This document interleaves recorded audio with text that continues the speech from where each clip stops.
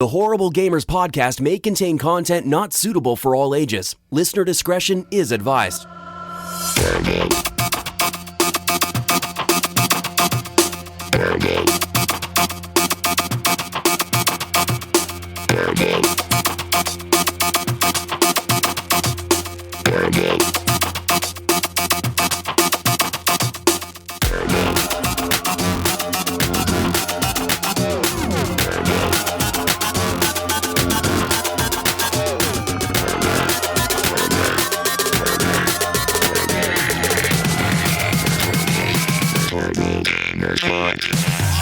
Welcome, ladies and gentlemen, to Horrible Gamers Podcast, show number 181, being recorded on December the 9th, 2017. I'm one of your hosts, Gonzalez, also known as Jesuswalksalot. Today, I'm joined by the HGP crew, plus our guest today from the Great White North, the Snow Mexican himself.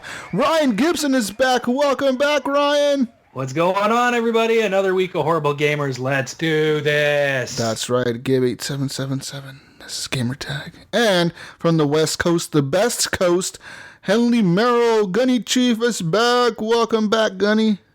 Yo, representing the North Bay, California, Petaluma, right here. Whoa. Stop throwing up gang signs. Stop. Yeah. Stop. Doing it, man. I'm doing it. Stop throwing the gang signs, please. We're not in prison no more, Gunny. Calm down. All right. Sorry. Hello. And from, I believe, the West Coast, the best coast also. I believe. From Attention Deficit Order, Chris is here. Hello. Welcome, guest. What's up, guys? Hi. What's up? Very hyped. What's going on? Need hype. Hey, how's it going, guys? Welcome. Oh, man. Welcome. Thank you so much for having me on. Thank you for being on as a guest. We appreciate you coming on in your busy schedule on a Saturday night, as always. Yeah, big fan of the show. You guys are awesome. Thank you so much. We appreciate you coming on, man. That's right. You can always catch us live, people, on the Horrible Gamers podcast page over on Facebook. We are live every Saturday when we go live on the show. You can see us before the show, after the show. We stay on here for a bit, chat with people, and you can watch us live. Not many people come and do that, but if you want to, you can. Just find us on Facebook, Horrible Gamers Podcast is the page. You can also follow us on Twitter at _Horrible Gamers. Leave us a voicemail at 971-319-1421. Please rate and review us on iTunes. And guys, let's get the show started. We're going to talk about video games this week. Video games. Like always, like every week. Yeah. Is that what this podcast is about? Video games? I think so. I mean, I don't know. Sometimes. Okay. I don't know. Guys, let's talk about what we've been playing this week. And I'm talking about what I've been playing, guys. I finally beat Assassin's Creed Origins. I beat the story. I beat it. Don't spoil it. I'm halfway through. I beat the story. I'm about halfway through too. Really? What? I dropped off. I'm I know. I was way ahead of you for a while, and then you went nuts with it, and I stopped playing it. I'm not even halfway. What? Come on, guys, catch up. Best game of 2017. Yeah, so I beat the story, and I haven't done all the side quests. There's so many things I could still do. I still have to kill all the little red devil guys. I still have to side missions. I still have to level Bayek up to level 40. I'm like level 37 now, 38 probably. So I'm right up there, like really close to getting to level 40. So I could do like those like weekend raids or whatever the hell they call those things, like the boss battles. Yeah. Is that the ones where the little icons show up and say, come over here and come over here and fight this? Yeah, you fight the gods or whatever. So I kind of want to do one of those, but to do that, you have to be level 40. It's recommended to be level 40 because those guys are apparently very, very hard to beat. I kind of want to try it, though, so I want to get Bayek up to level 40. Oh, yeah. And, yeah, I mean, besides that, the story was cool. I liked the ending. The ending was very well done. It made me tear up a little bit. I cried. But it was very emotional? It was emotional, man. I was crying. I was like, no! But it's very cool what happens at the end of the game. You guys will see what happens when you get there. I won't spoil it for you, but the game is well done. Well done. Very good Assassin's Creed game. Good job, Ubisoft. I enjoyed it like all the way through, man. The whole campaign, the whole story made sense. Even the side quests made sense to me. Like, a lot of them were like do this, do this, do this. But some of them were like story-based side quests where like you meet people that are like part of the story, but they're kind of on the side, but then you do a quest for them and then you realize like, oh, this shit's going on with these people. You're like, whoa. So a lot of that happened in the game for me. And yeah, I like it. I like the game is good. I got a lot of legendary gear now, like a shit ton of legendary gear. I got like swords, big axes, spears, shields. I haven't got that many swords. I don't know why, but it's giving me everything else. I have like 20 swords. Yeah. I just get spears and these big round ball things. I have the double swords, the god swords, the double ones. Double swords. Those are fucking legit because you can swing them hella fast and just run at people and fuck them up. Yeah, so those are really awesome. The game is good. I want to get the armor that Iams has because he went nuts. He like, you have to do like these side quests. You have to gather all the stones, and then once you do that, you have to kill all the red devil guys, and then once you do that, you go back to some town in Egypt. You activate a tomb, then a secret passageway opens up, and then you get the special robot armor, like alien armor shit. It's really cool. You talk like a robot too, man. So I want that armor. I want it. I'm just talking like an idiot with a cat head. Yeah, me too. You sound like you're in a tin can, huh? Yeah. I think I downloaded the original Assassin's Creed Wear or whatever from the Ubisoft Club. Yeah, I did that too, where you could dress up like a Altair, then another one is Ezio outfit, and then the other one is like some other outfit. I don't know. But yeah, I personally liked his original outfit the best, like his normal Egyptian fucking outfit the best. I thought it looked the coolest out of all the armor and stuff that he could wear. So I usually have him run around with that, because that armor, as you upgrade his like his chest plate and his braziers and all that shit, you know, like that he has on, you upgrade it when you craft it, the armor changes color. Like at first it's like gray metal, then it turns to like silver, and then it turns into gold. And like by the end of the game, if you have him like fully upgraded, your armor, your guy will be wearing like gold fucking plated shit. It's pretty legit. It's pretty legit. Why would you want gold-plated armor? Why not, bro? Because you gotta look like a fucking badass. Gold is very soft. Who gives a shit? It's Egypt, man. That's all they liked, man. They're pimping. Everything's gold over there. Gold, man. Gold. It's all sand, gold, fucking white. Cats, sand, gold, and cats. Cats everywhere. Yeah, you can't kill the cats. You can accidentally kill the dog sometimes. Yeah. This game is based in Egypt, but I really liked how they tied kind of like history together, kind of very loosely. You got like some Roman shit going on towards the end of the game there, which is really cool. At the end of the game, you experience some stuff that happened in history, which is awesome. And yeah, like they have like a part of the map that's like Rome part. It's really weird. It's like like it's the Romans fucking area. It's bizarre how that whole part of the map is kind of hidden towards the end of the game. Like once you level up high enough, you can walk anywhere in the map, but you realize like, oh, this is what's over here. Like, holy shit, I didn't know this was over here. Like, it's kind of weird.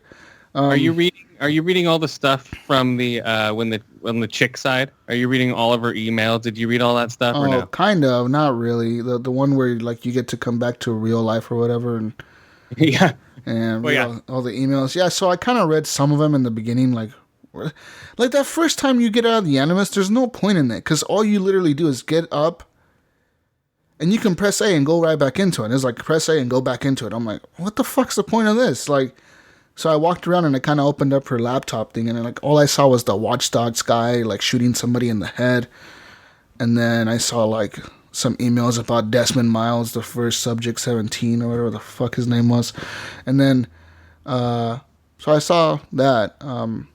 I kind of like that the game is tied with Watch Dogs, kind of like in the same universe type thing going on. That's pretty cool, but that's I mean, yeah, like you find another tomb or something. It kind of does this Lara Croft Tomb Raider type thing for a minute. Yeah, for a minute. Just for a minute, and then it's back to back to stabbing people in the head and stabbing crocodiles and alligators and fucking and then hippopotamuses and fucking them up with heavy weapons. Light on fire. And yeah, lighting people on fire and lighting houses on fire. I lit everything on fire. Once I figured out I could light things on fire, dude, I would light everything on fire. Oh yeah, I would pile up bodies and just I'd pile up 30 bodies and have them all chained on fire just to push the engine, see what the fuck's going on. Because there's a loop where the soldiers would keep coming in, and I would just slice them off their horses and just throw them onto a bonfire. So I had 30 bodies, poison people and ride through the yard. That's awesome. Yeah. No, go for it. No, and then some other things that I found was really cool was I didn't know you could, like the things that the people light at the bases to call in for reinforcements. You can booby trap those, and I didn't know that until the end of the game. I was like, you fucking kidding me? I could have done this the whole fucking time. All those times I got sworn. You're gonna stop it? All those times where backup keeps coming, and then the devil guys show up because they got called in as backup, and they show up. All these fucking times I died, I could have done this. I was like, fucking A, man. I didn't realize that till the end of the game. I was pissed. What could you booby trap? The pylons, little the sticks that light on fire to call for backup. Oh, okay. When the guy goes option. I'm gonna call for backup, and then he takes off running away from you, and he's like, you have to chase him down and kill him so he doesn't call for backup. Yeah, you can booby trap those things so when they go and light it, they just blow up. Yeah. Okay. Pretty funny to watch. I never actually. I think I did booby trap, but I wasn't sure what that was for. I didn't know it was for backup. Okay. Yeah. Now I know. It's pretty cool. And sometimes bases have 2 or 3 of those. If there's a big palace or something, they'll have 2 4 on each or side. 5. Yeah, they'll have a ton of them, dude. They'll have them everywhere. So you got to be careful. But that's it, guys. I'm not sure if I'm done with Assassin's Creed. I'm probably not. I'll probably go back in there and try to get that alien armor. But I kind of feel like I don't really need to anymore because the story's done. It's part of the journey, though. But the story's done. Cleopatra became the queen. Did you buy the season pass? Are you looking forward to any DLC coming forward? I haven't bought the season pass. I don't know if I'm going to yet. I want to see how much content do they actually release. Right. They're going to release a mission, one side quest, and call that a story. That's bullshit. I don't want to pay for that. I want to pay for an actual story, good DLC. Yeah, and probably see if also this coming Christmas / New Year is going to have any sale on that. Oh, definitely. I would wait. Definitely, probably will. But yeah, the game is good. I really liked it. And on the Xbox One X, it's an amazing looking game, man. There was so many times where I just stood there and watched the landscape or climb up things and look around. I took so many photos in that game. If you go in there and you're my friends on you'll see my photos on your map. Yeah. If you look around, if you look around your map, you'll see all the photos I took. I took a shitload, man. So, them, guys, them. I'll hit the heart button. Good, hit that heart. Sweet heart button. Yeah. Yeah. See those burning bodies I got? I got pictures. Yeah, I got pictures. Yeah. I want to go see your pile. Yeah. Chris, bodies. But I played other games, guys. I played a lot of games. My list is fucking huge. I got another game here that I played. Call of Duty World War II. I played some online of that game last weekend after this show. So I played with Mirza. I played with Alan maybe. I played with other people. And the game was fun. Online is cool. I'm upgrading my... as the Paratroopers Division, I think. I'm trying to prestige that. So I'm level 4 now, but you have to get level 4 all the way upgraded to be able to prestige it. I don't know what you get when you prestige it. I just want to go to the other little side of the headquarters where only the prestige people can go into. And to go in there, you have to prestige something like a class or your guy. So I'm trying to go in there to prestige my shit to get in there. So I want to go. I don't know what's in there, man. It's it's hidden. You can't go in there unless you're elite. So I'm I need to go in there, man. You got to be special. Mm-hmm. They lock it out. I still have yet to see any gameplay on COD World War II. It's good. Besides the beta. The multiplayer is fun. I mean, there's plenty of times where you get pissed off because you're just getting spawn camped or killed, and it's just they don't give a fuck anymore. They're just go ahead, do it. You want a quick scope? You can quick scope. Doesn't matter. I think they've gotten lazy in the map too. It's hey, here's the map, the fucking story. Yeah. Here's the other map story. Make new maps, man. Gears makes new maps most of the time. Yeah. They make maps that we haven't seen before. It's wait, I know this map because I just played it in the story. Yeah, they kind of... Yeah, some of those maps are okay. They're kind of all very... They're small. Yeah, they're real small. Yeah, they feel very crammed. But and that's Call of Duty. That's their style. It's hard to...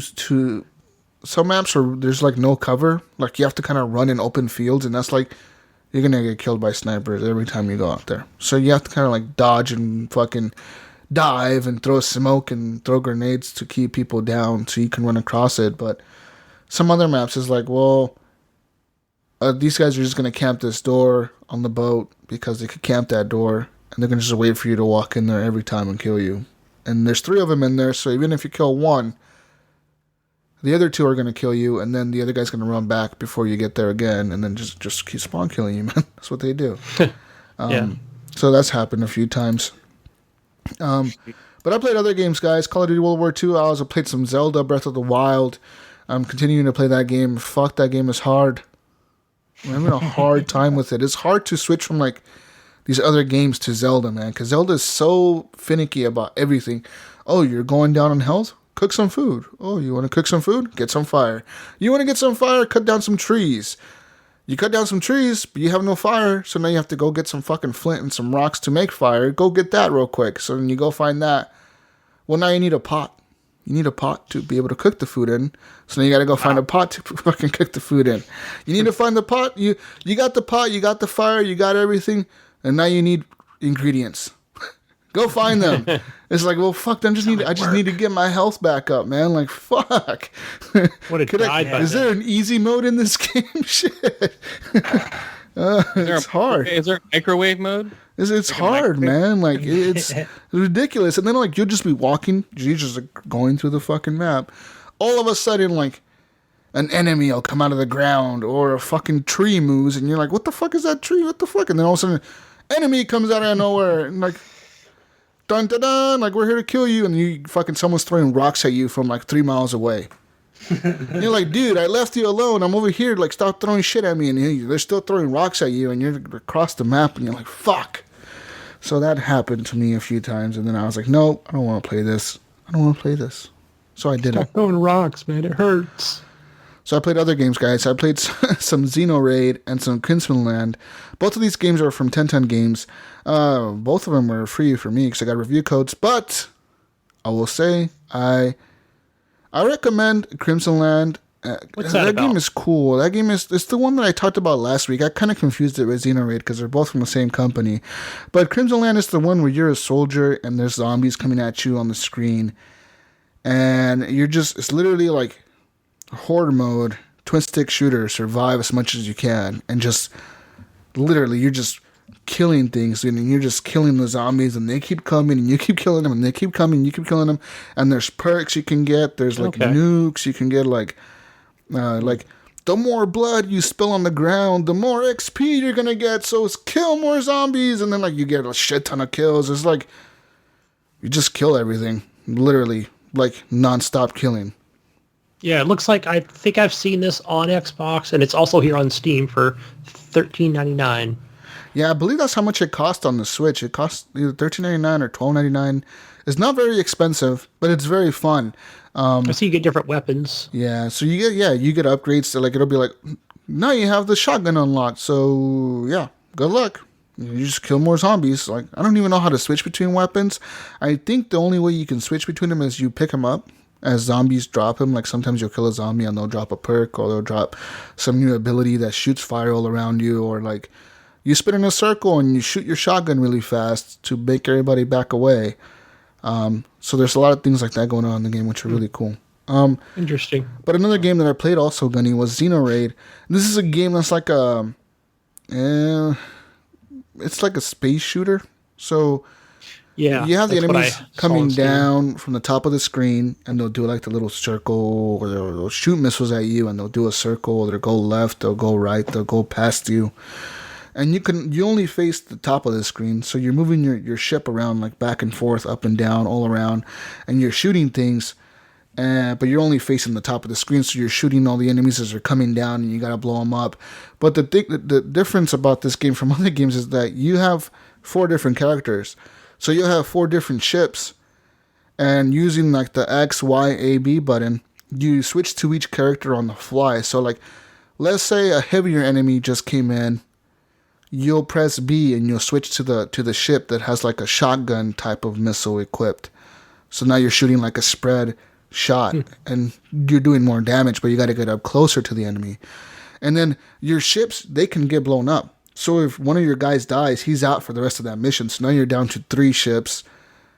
And if another one dies, then you're down to 2 ships, and then you're fail if all of them die. The thing about this game is though, like you got to replace those ships. So if somebody dies in a mission, that ship is lost for the other missions. And you can upgrade the ships as you go on, so your guys will get better skills as the longer you use them. Kind of like XCOM, right? The longer you use a certain soldier or whatever, they get better upgrades, and you can use them for like higher level missions or whatever. But if it's a risk to use them, you want to use the newer guys, etc.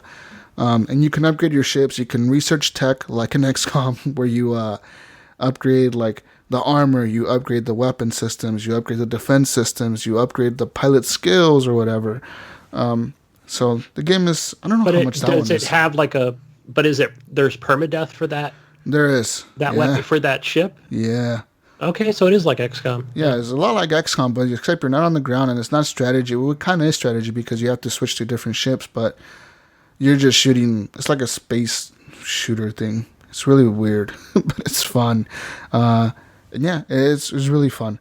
But another game that I played, another one, guys, from 10 Ton Games again on the Switch. It's called Tennis in the Face. Oh, you got tennis in the face? I got tennis in the face, man. So tennis in the face is it's a game where like there's these little clowns and they'll be standing on like different parts of like the screen. And you think of like Angry Birds where you fling the little bird and he knocks down a building. Where in this one you have a tennis ball and you have to hit the tennis ball to fling it at the clowns and knock him over, and like you kill him when it knocks him over, they die, and then you have to kill all the clowns on the screen. But sometimes there'll be like barriers in the way, or the ball has to bounce a certain direction to come back around like a certain wall. And yeah, so that game is really hard. The first 2 levels are like you breeze right through the first 2 levels. When you get to the 3rd or 4th, you're like, holy fuck, I can't do this. I can't get this. What the fuck? So it gets really challenging really fast, but it's so much fun because it's addicting. So you're like, all right, maybe I'm going to try it this way. Maybe I'll try this one. Maybe I'll try it this way. Maybe I'll do this. And finally, when you figure it out, you're like, yes, I figured it out. Yay! And the game is fun. It's only $5 too, which is not a bad price at all. It's kind of like their other game that came out on the Switch, Oddball. Very similar to Oddball.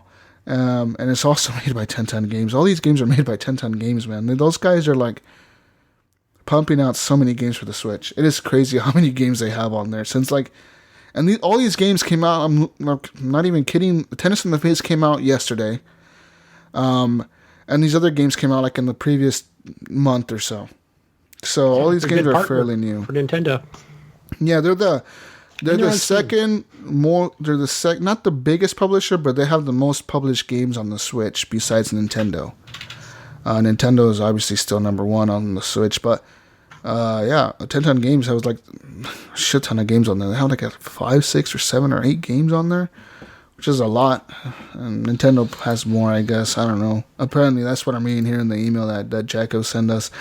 It's like, yeah, we're doing really good on the Switch. We're selling a lot of games because we're releasing a lot of games. I'm like, yeah, man, you're releasing a lot of games. Tennis in the Face came out in 2015 on Steam, and it looks pretty cool. Yeah, it's very colorful. It's very colorful. It's very positive fun. Reviews. Mm-hmm. Yeah, and it's very cheap. $5, man. You can't go wrong with $5.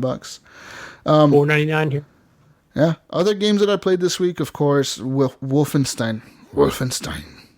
Wolfenstein, how far did you make it in this? Das Wolfenstein. Nazi. I killed the Nazis on the ship. Oh, Nazis. Yeah. Mm-hmm. So you made it to the submarine you're in. I already killed those guys. Yeah. I already killed those guys on the base. Mm-hmm. Mm-hmm. And now the guy went crazy with his hand, and I'm in New York City walking through a wasteland.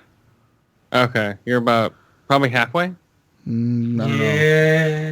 Around there. Three quarters? You'd say, right? I'm killing Nazis in New York City. Yeah. Okay, I made it through the wasteland myself. Yeah. That game is hard as fuck sometimes. Because you have to like... Yeah. You're like, okay, I need to find the officer, but he's behind all these fucking guys.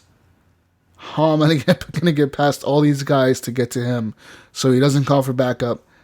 I have to kill these guys, though, but I can't be seen killing these guys, and there are these robots flying around. How do I get past the robots flying around? God, they're a pain in the ass to kill. Oh, fuck, dude. It's so They hard. find you either way. Just shoot them and run like Doom. That's what I do. Yeah, Yep. so I figured try to get stuff at first Never stop For a second. moving. At first, I Never tried stop to. moving. At first, I tried to go stealth route, so I was hatching a lot of people, and I did get past a lot of them, hatching them. And then I got to a point where I was like, no, fuck this. I just pulled out big ass guns and like, dual wield, bitch, and went in there and fucked everybody up. I'm like fucking shooting the big guys coming out of the ground and everything. Like these big dudes with the big armor and the fucking lasers are coming out of everywhere. And then the flying things, and then there's backup coming, and I'm like, where's the officer? I need to shoot him before I kill all the rest of you. So yeah, the game is fun. I think Just shoot the officer and get the fuck out of there. Yeah, it's very it's hard. It's hard sometimes. Yeah. Yeah, so I'm playing on normal. Fun game, It is though. hard. A lot of fun. Normal, it's the new Fucking crazy ass story. Yeah, it is. So the story is very fucking like, whoa. Yeah. It's some shock value there in the beginning. But Yeah, in the beginning for sure. For sure. Oh, there's more. Yeah, I'm expecting a lot more. Other stories that I played, guys. Again on the Switch, Golf Story. I went to that, Ryan, on your recommendation. Oh yeah. What'd you think? I'm playing Golf Story. It's hard sometimes, but it's cool. I like the golfing aspect, and then like, it's a golf game, but not really a golf game. You're kind of just in the world exploring. It's like a top-down RPG with like top-down golf. Yeah, it's different. It's really weird. But Yeah. it's fun. Like I don't particularly like golf at all, but I had a lot of fun. But the with that golf game. is not like golf. It's like No. line it up, press A, boom. You It's like made it or you one of those didn't. old top-down golf games. Yeah, And then it's like a mix of that and Stardew Valley. yeah. And I played that too. I played Stardew Valley, man. I played some of that on the Switch. Again, my Switch is getting all the love this week. Yeah, I played some Stardew Valley. Stardew Valley on the Switch? Yeah. Nice. All these games are very good for the Switch because it's like easy to play handheld, you know, like you just, you want to lay in bed and play some fucking Stardew Valley or some Golf Story. You're just like, oh, okay. And you play it and it's very easy to play. But guys, yesterday I played a game. I'm says it gets brutal. He can't finish the final course. Yeah, of he's golf. telling me. Yeah, he was telling me the game never ends, but then he told me it's because he can't beat the last mission. He's like, I can't beat it. I can't. get good, Sean. GUD good. Oh man. But guys, I played a few other games. I played Skyrim in 4K. What? Oh shit! I know it's in 4K. Skyrim in 4K. Oh man, Looks a lot like Skyrim normal K. you must have worn sunglasses, right? I don't know. The game is. Is it better in 1080p? Did you play through the whole story this time? How the fuck No, did it's you in say? 4K. I think he just started. I just like started it and like didn't even get like past the first part. I think like I got like to Whiterun or Riverrun, the river town. The game looks good. It still looks like Skyrim. I don't know what it is about that game. I can't tell the difference between it from before and now. I don't know if before I was just like, this game is amazing, and I'm just like, this game is Skyrim. That's like, I mean, I don't know what's. do you ever follow like their? I don't know if it's their page on Facebook or what is it, but they're always posting shit about like, oh, you can now play this game modded with your friends up to like, I don't know, what was it, 2-4 people, Really? 6, 8? I don't know. It was kind of weird. Just watched them do Is that on like PC co-op only though? gameplay. Do what? Is that only on PC? Yeah, only on PC that I know of. Yeah. Well, I don't, because it's not like an official mod. This might be like Nexus Yeah. mods or something. But Yeah, it could be so- part of their actual Bethesda mods, but whatever they're calling it. yeah, I don't know, man. But But yet the all game, look the same. The game fuck. looked exactly This the same. game looks Yeah. like it looks good, but I'm like, does it really look better? I don't know. It's just maybe the art style, maybe just the way that how clunky the people move or something. I don't know. It's just a Bethesda game. I get that. It has the Bethesda charm or whatever the fuck you want to call it. The way they make games, it's just like Fallout, like Skyrim, like Oblivion, fucking all those games. The way the characters move are funny. Why can't they make him move like the guy in Wolfenstein? What the fuck? The fuck, Right? Bethesda? Because it's Bethesda, man. Normal. Bethesda games are always like that. Yeah, but Normal Wolfenstein Wolfenstein. isn't like that. Oh yeah, that's true. Yeah, Wolfenstein. But it's a completely different. Everybody game. walks normal. Everybody looks normal. Why can't? Yeah, what the fuck? Like, I don't get it. But You need to make a mod. Everybody has a limp. yeah, and it's in Skyrim. It's just like everybody looks weird. I don't know, man. But it was okay. Okay, Skyrim in 4K. I was like, now something to write home about. But cool, I guess. Other games that I played. I'm surprised Bethesda hasn't done the fucking 4K update for Doom. They haven't still. No, I know they it's released. still not updated. They released the Fallout 4 one and the Skyrim one the same And the day. Skyrim, but not Doom. Yeah. Huh. I'm pissed about that because I would love to play Doom in 4K. That fucking game looks amazing. Yeah, I do have it on Xbox. And for Brink asking if I ran mods or no mods, dude, I ran mods. I ran like all the mods that I could think of that were like amazing looking mods, and it still didn't do much for the game. Like, it still looks like a Bethesda game. How else can I say take out it? any color corrections mods that if you were running any of those. No, I it's know. still I just Skyrim. ran like the texture mod, the enhancement mods, the better water mods, the better like looking people mods, all that shit. And it's still I would was take like all that out. Take all that out and just see how it looks. vanilla. Maybe. Is it 4K HDR or just 4K? It's 4K HDR, I think. Yeah, so I would just run it vanilla. Maybe like do the no doors mod or something, just kind of get you through it and just Yeah, see. the no door that mod's the best one, the open city mod or whatever. No doors. Yeah, where you just walk into like into the cities, you don't have to load into them. You just walk That's into the them. coolest mod out there. That's the that I've best seen. one. I love that mod. You don't have to load into the cities, man. But Skyrim, guys, runs better on the PlayStation 4 Pro. It's been confirmed by Digital Foundry. It runs better on PlayStation 4 Pro. They say that for some reason the Xbox One X version drops frames a lot more than the PlayStation 4 Pro does. It can't run it in 4K 30 frames. It could like drops down to like 27. But is it running in true 4K on PS4 Pro? Yeah, they say it is. Or It's is it running like 4K? Is it 4K or is it 4K? Yeah, exactly. it's 4K. Is HDR 10 or 9? No, it's 10. 4K. 10 HDR, bro. Yeah, I don't know. But I don't know. That's weird because it was the opposite, right? When it first released. Yeah. It was shittier on the Well, Bethesda's games in particular have never run good on Sony platforms. But this Like, time they somehow patched it and it runs way better over there than it does here. I don't know. They say like for some like it runs better, but the Xbox One X version, just because it has 40% more power than the other console, it's able to do some anti-aliasing, which just you can't really tell the difference, they say. But it is there. If you're like running like a frame rate counter or some shit on your screen, you're able to tell. Like they could tell right away. But they say for most people just playing the game, you're not going to be able to really tell much. But PlayStation has dynamic 4K, right? Dynamic, bro. It's the best one. And the other one is true or what does Xbox call it? True 4K or they call it the power. The Power X. 4KX. Power of the 4K. Yeah, and so I don't know. So dynamic 4K is that's the best 4K, man. That's the only kind of 4K I want. That's what they have now. I better get my dynamic 4K over every other 4K. Super 4K. Amen. 4KX. That's what the Xbox should call it. About? Jesus. Dynamic 4K. Doesn't that word sound better to you than regular 4K? Like, if someone at the store was like, Dynamite. Ryan, look at this TV. It has dynamic 4K. Or look at this TV. It has 4K. You're going to be like, dynamic 4K sounds cooler. It's Super HD. Yeah, but I know better.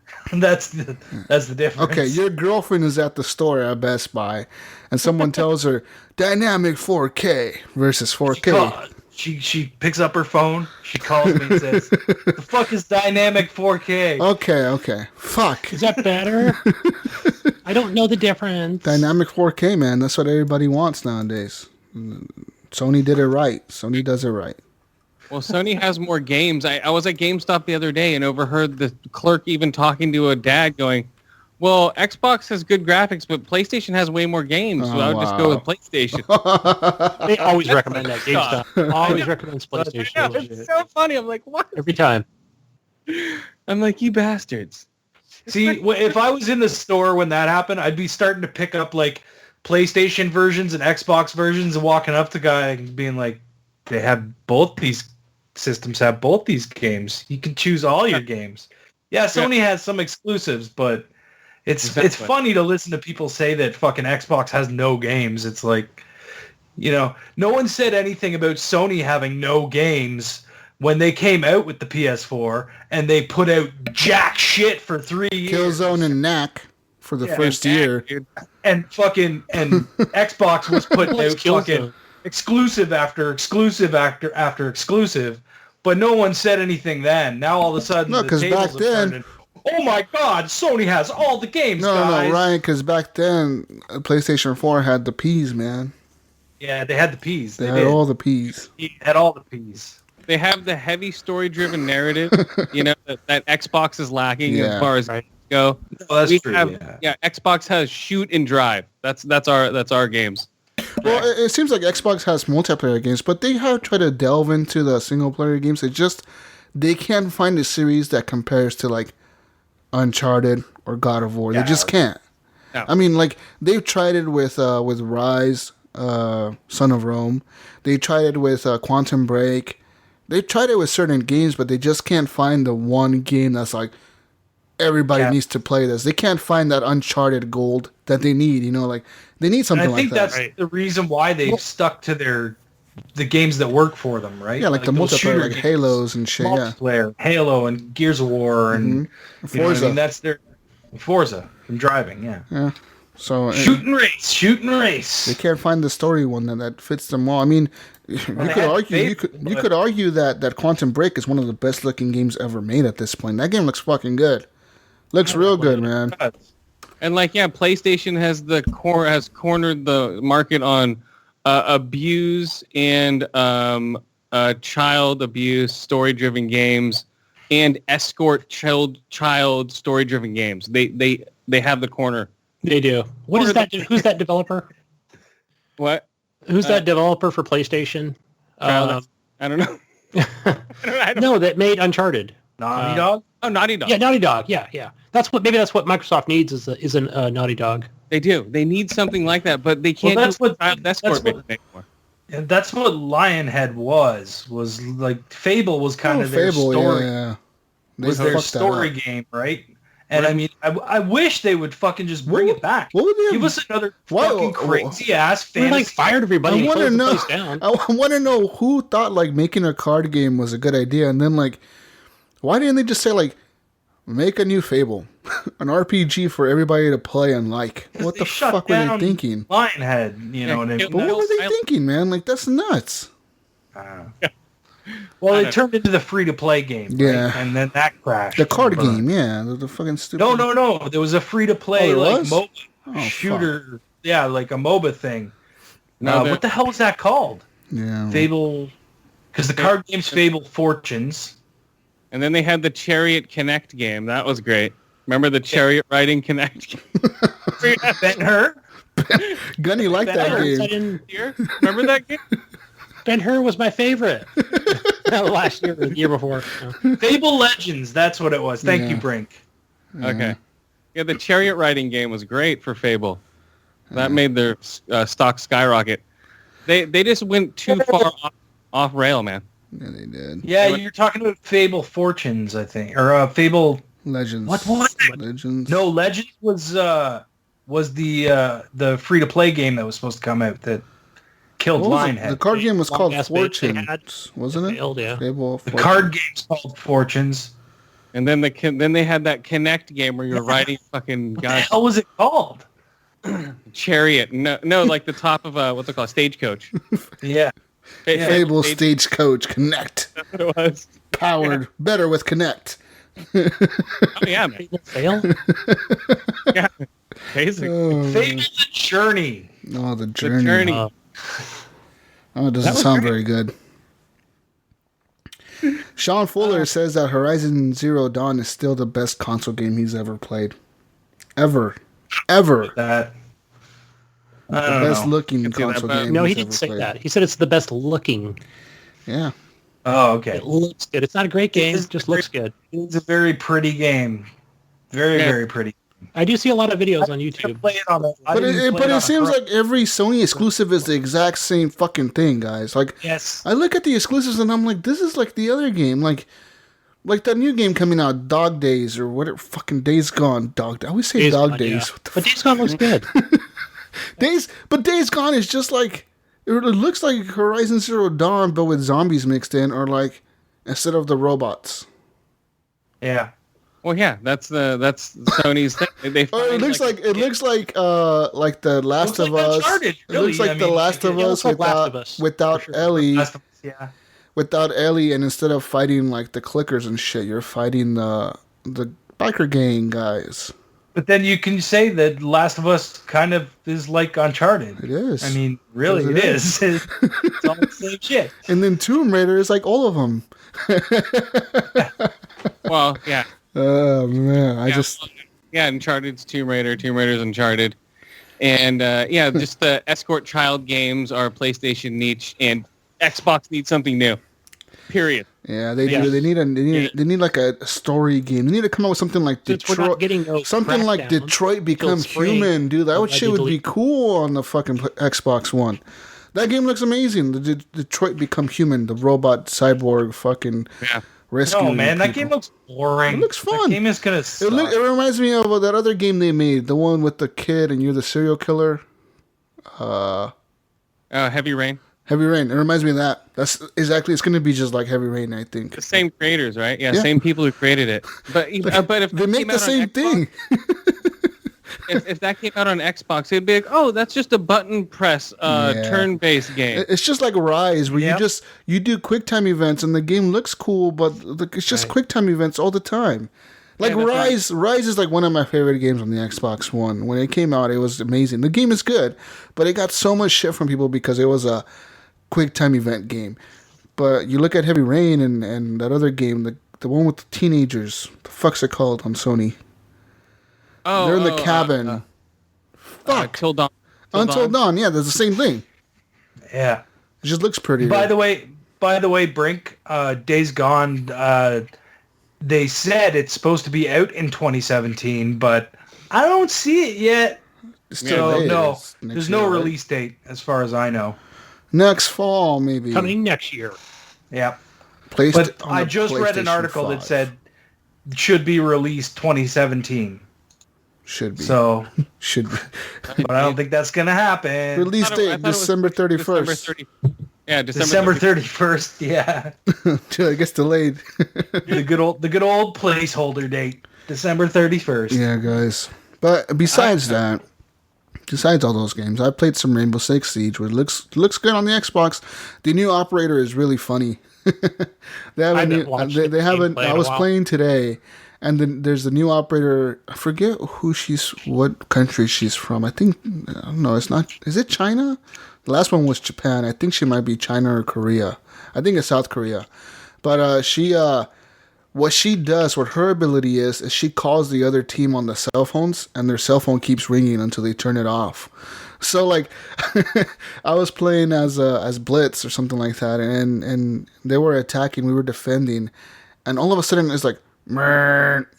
I'm like, what the fuck? What's vibrating? Why is my controller shaking? And like on the bottom of the screen it says, press down on the D-pad to ignore the call. So like you have to hold down, and then the dude pulls out his cell phone and he's like pressing the button. He's like, fuck, and he's pressing the buttons to turn off the cell phone. But what that does apparently is on their team they can hear where the cell phone is ringing at, and they can kind of pinpoint you on the screen on their map, to find you. It's a distraction for you, so as you're turning off the cell phone, they can come up behind you and shoot you because you don't have your gun out when you're doing that. And yeah, she called me like twice or three times. I think she liked me. So. Oh, nice. Yeah. Did you get a number? No, it just shows. You have her number. Right? It shows her icon. It shows her icon on the screen. It's like all like fuzzy, and then it shows like a little icon on there. And then yeah, the game is fun though. It's still good. Siege is still going very strong, man. That game is fucking insane how popular that game is. And last but not least, I played Fortnite. Guys, I don't know about you. But I played with Wingman. I played with Wingman. Did you do what I told you? And I'll tell you what happened. We didn't kill him. We did not team kill Wingman this time. You're supposed to down Wingman. And shoot him while he's calling towards you for help. Those aren't any fun. We did it. You chickened out, Jesus. He's my friend, man. He's my friend. I can't kill Wingman. Like, fuck. I just can't kill him. Hey, man, I did not mean to kill Wingman. Bullshit. I just had an itchy trigger finger, and he came around the corner, and I pulled the trigger. It was just like a fucking, there's someone there, boom. I was hiding in a shed, I'm hiding in a shed trying to sneak out, and then all of a sudden, Wings like, ooh, ooh, ooh, around the corner. Boom! Whoops, sorry, man. Yeah, said, I like what he said on his podcast, on TXL, he said, I even told him it's me coming around the corner, and he didn't pay attention to me. I didn't hear him say anything. I was freaking out, though. I was freaking out because everyone was dying and then getting shot at. Shit. I'm hiding in a shed, fucking, guys! Yeah, the game is fun, though. We played last night with the Wingman, and then Wingman left, right? I was playing with Wolfie and Wingman and a few other people. Then the other people left. So then we got two people. We got Wolfie's friends on here. We got Slaying Abraham, something. That's not his whole gamer tag. That's part of his gamer tag. It's called Slaying Abraham. And then his friend came in. This motherfucker was good. I swear, I've never played with somebody as tactical as this person. Fucking his gamer tag was someone killed you too. This motherfucker, dude. This person. This guy, or he's probably a guy. He's not a kid. He didn't sound like a kid. He knew his shit about Fortnite. He has like 150 wins in that fucking game. Like first place wins by himself. So he's really good at the game, dude. And he was like tactical. So he's like, all right, guys, we're dropping in. All right, guys, deploy shoots. All right, we'll cover the left flank. All right, guys, I'm gonna cover you on the top while they come in at the. Go ahead, go loot. We got guys 130 west, 130 west coming in hot. I'm not gonna shoot at them yet. Hold on. We got a few more guys coming in southwest 130, southwest 130. Yeah, I see him. I got you guys covered. Don't worry. Out there. Yeah, like he's doing all these fucking. Don't worry, they're dead. Yeah, all these call outs and shit, dude. We got first match. We died in a barn because we went to like this barn, and while we were in the barn, we were looting. A whole other squad came up and they started surrounding us. We knew they were coming because we saw them. So as we were shooting the guys in front of us, two of them flanked around us, which was really smart move. So then that's kind of spread us out. One of our guys went down. I had to go pick him up. Slaying Abraham went down. I had to go pick him up. And then when I was picking him up, my flank got flanked. Wolfie got shot by the side that I was supposed to be covering. And then we all kind of fell apart from there because everybody started going down. Shit went crazy. It was nuts. So the second game, we made it to like there was maybe 4 people left alive. That's how far we got in the second game. We got we were going up this hill to kill these 2 guys that were on top of this mountain. And then all of a sudden, like the last squad came up underneath us and they started sniping our guys. And they, of course, shot our best player right in the head. Killed him, and as I was picking him up, they shot the other guy, and everybody started going down. It was shitty, dude, but we got so close to winning. But just playing with someone that fucking tactical is fucking insane. I don't know if you guys have ever done that, but it's fucking crazy. I don't know. Yeah, I mean, as long as that person's not just like. No, this dude was good. Yeah, an asshole about it, like just just come on, man. No. He was good. He was good because he would be all right, guys, hold up. Stop. It's all about the fun. And then we would all stop and be like, all right, guys, what do we have? Who has the sniper rifle? And then I was like, I have the sniper. He's like, all right, here's some ammo. Take all the sniper rifle ammo because you're the sniper. All right, who has medium bullets? And then we would spread out all the bullets. We spread out all the guns. It was pretty cool. It was just fun playing with them. Wolfie is a good player as well, man. Wolfie, Josh, he's good. He's really good to play with. Like, he knows where a lot of that loot is, and if he finds a good gun, he's like dropping it for me. So definitely a good teammate, as well as wingman. Is the loot in the same place at the same time, or is it just like this area of houses I know has these type of guns. Yeah. You know, you drop in. Okay. Yeah. So it doesn't vary that much. Well, it does vary. The guns are different every time the map spawns, and you'll come in from a different direction every time you play the game. The loot does change, but you can like generally say like, all right, this area of the map generally has like 4 chests when we spawn in, so let's go there right away and hit it. But then at the same time, a lot of people already know that too, so you have usually a lot of squads trying to get there to capture those chests. Or sometimes you'll be like, all right, let's not go there. All right, guys, detour real quick, land on top of this mountain right at this cabin. Maybe there's something in there, and then we'll see and wait for those guys down there to kill each other off, and then we'll go down there and pick the rest of them off. And that's kind of what we were doing. We were just waiting for people to kill each other off, and then we were going in there and killing everybody off when they thought they were clear, you know. A lot of that happened in the game. So, but the game is fun, dude. Fortnite is doing it right. They're the best hyper stealers of the year. Like, the hype stealers of the year is Fortnite. You win hype stealing award of the year because you stole all the hype from PUBG. Because holy shit, so many people play this game, dude, and they're so good at it. Like, it's good. And then we played the 50 versus 50 mode, and that mode was insane. That's awesome when developers do stuff like that. That's cool. In that mode, one of our matches I was playing with Jonathan Hall actually, and so Jonathan went to the second base, I went to the main one in the middle of the map, and we went up a tower, and on top of the tower, me and another guy started building, and then like 10 other dudes showed up, and they started building with us, so we had sky fortresses across like the middle of the map, and it was 50 versus 50, so they had like 40 players left. We had like 40 players left, and it was insane, dude. They were trying to kill us. Is it just the same map? Like you still have to go out and loot and stuff? Like you still have to loot. Yeah, you still have to loot and stuff. So like, if you jump out, you can jump out and land next to an enemy because you kind of don't. You know, at first everybody could just jump out wherever, but everybody has to still meet up in the middle of the circle. So there's that. The problem with that is 50 versus 50 is sometimes you'll think that somebody is a friendly and all of a sudden you realize they're not, and then they're shooting at you and you're too late. So that kind of happened a few times. But the mode is fun. It's a cool mode. I liked it. It was okay. I mean, 50 versus 50 is way easier than squads or 1 versus 100. They need vehicles now, right? Yeah, that's the only thing they need basically to beat PUBG because they have everything else. If they get like helicopters, jeeps. Yeah, they have everything. I mean, I don't know. We'll see what happens. And you can add on to the planes and stuff. Yeah. I mean, it'll be cool to see how it goes. But I'm excited for PUBG. It comes out on Tuesday, so I'm going to be playing that when it comes out. I know you guys are probably going to be playing it too, right? So yes. You should all. Is there squads in that game? Is there a squad? Yes. Okay. And I still watch kind of both on Steam. I mean, on Twitch. Yeah, are they gonna have the third person or first person mode on the Xbox, or both? I thought both. I thought you could choose either or. I think they've. Yeah, I don't know because I've just been watching. Because I know they have mostly everybody play third person.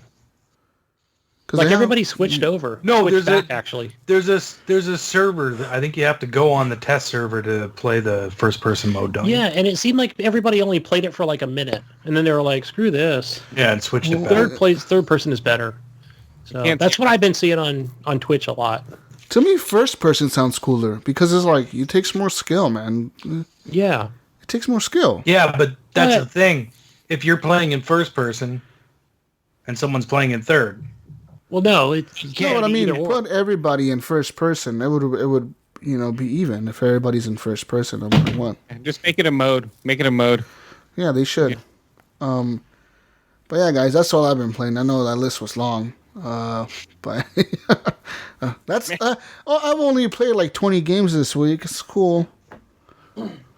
Ryan. That's okay, Jesus. My list is short this week. Ryan, you're gonna go next. Go ahead. And we've already talked about everything except for one thing. One thing. I think. Yeah, Assassin's Creed Origin. I'm still playing that. I'm slowing down on it, but I'm going to get back into it because I am enjoying it. It's a really good game, and I'm having a lot of fun. So just need to get back into the sync of things. I've been playing Fortnite Battle Royale with Wolfie, and I can't remember what his buddy's gamer tag was. It was Zombie something. But yeah, those two. And of course I've been playing, this is what's been taking up most of my week, is Pinball FX3. Mm-hmm. We had the tourney. Of course, King Jiggly, Gary Ellis Jr. won the tournament for last week for the Thor table. Congratulations, Gary. Oh, So- nice. Good win. Good win, mate. Good win, mate. A lot of people showed up and posted their scores, and awesome. I'm so glad everybody's enjoying this and having fun with it and getting out there and actually playing and competing. You know, it's fun. We're having a good time doing it. We're getting into parties together sometimes while we're playing, and you know what I mean? We're all shooting the shit while we're playing our tables. It's been a good time. So anyways, there's a new tournament up for this week. There's actually two. One is oh geez, what are the two tables? Thor is yours. No, Han Thor's Solo. fun. Oh, Han Solo, sorry. Han Excuse me. Solo.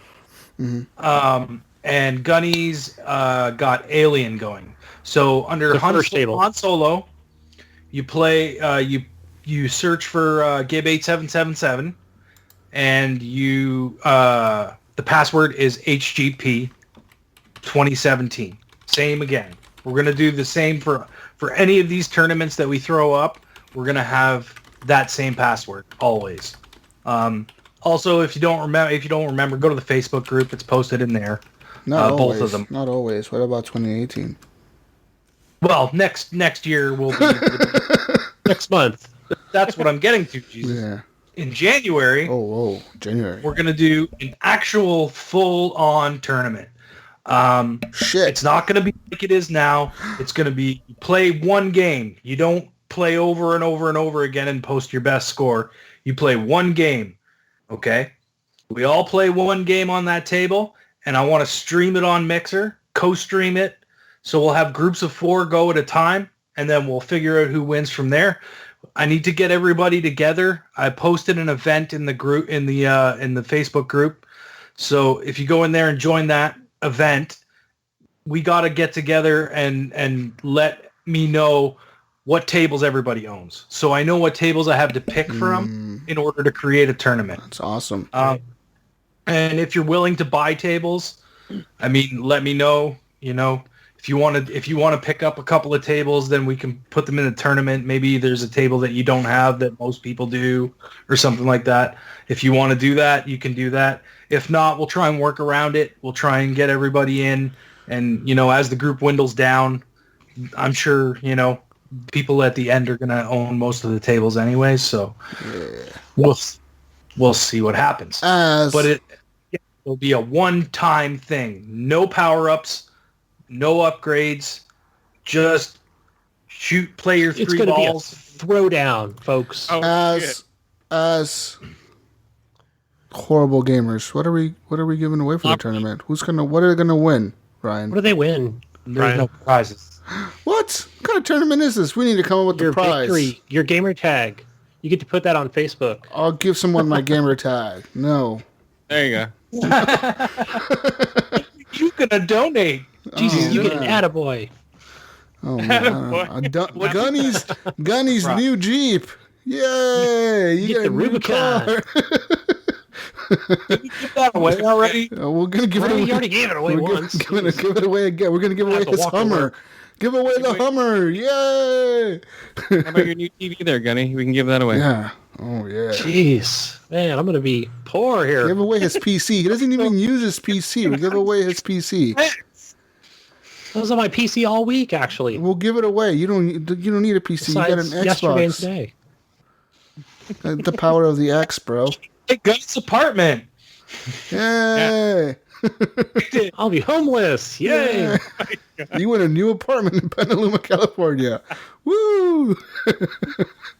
Rent free. Rent free. Oh, there you go. That's even better. Oh, jeez. I tried to reach out to Zen, but my contact is no longer with Zen Studios. I have contact with him, but they're unable to provide any prizes. So they said they're unable to provide any prizes that aren't for their tournaments. Their tournaments. They're promoted ones. Yeah. I mean, I get it. I just thought it was worth a try, but good try though. Yeah.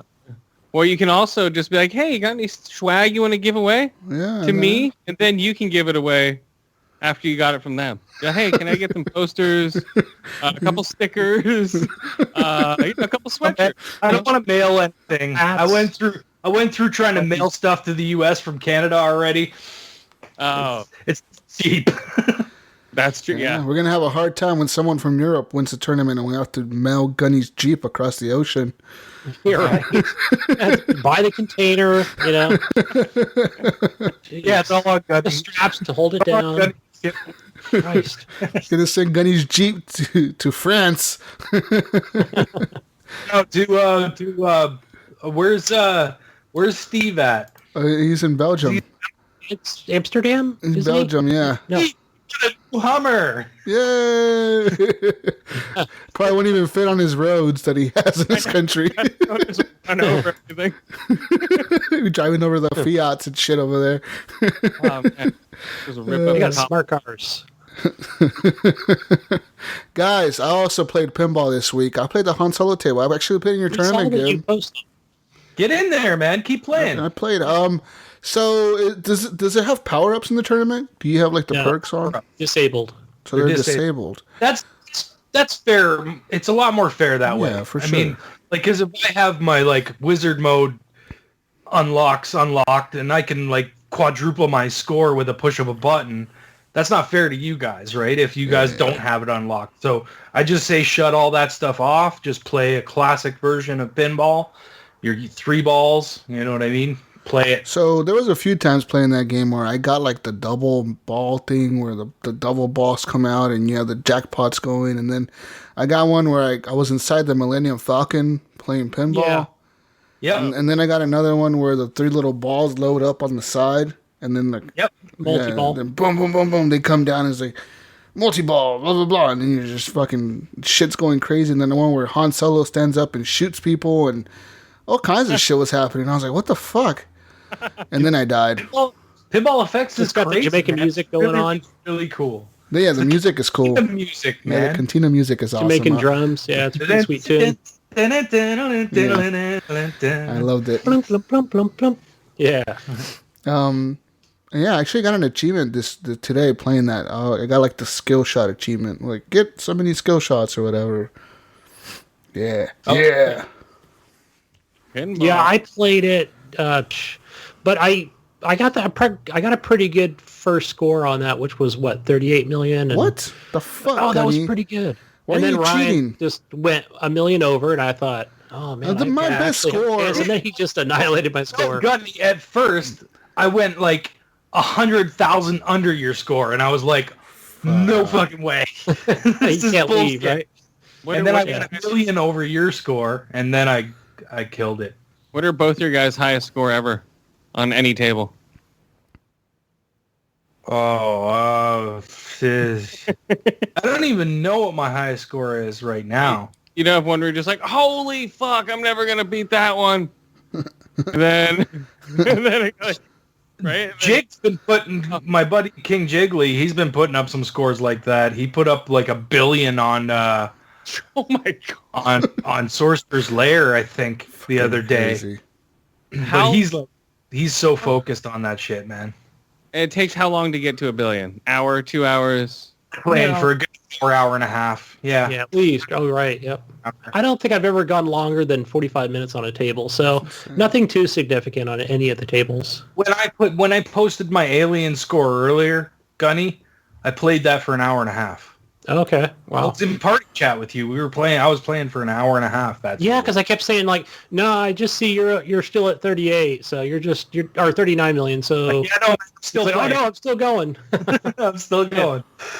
And it was like I think I got 2 extra balls as well on that table, and put up like 148 million or something. How do you do it? Yeah.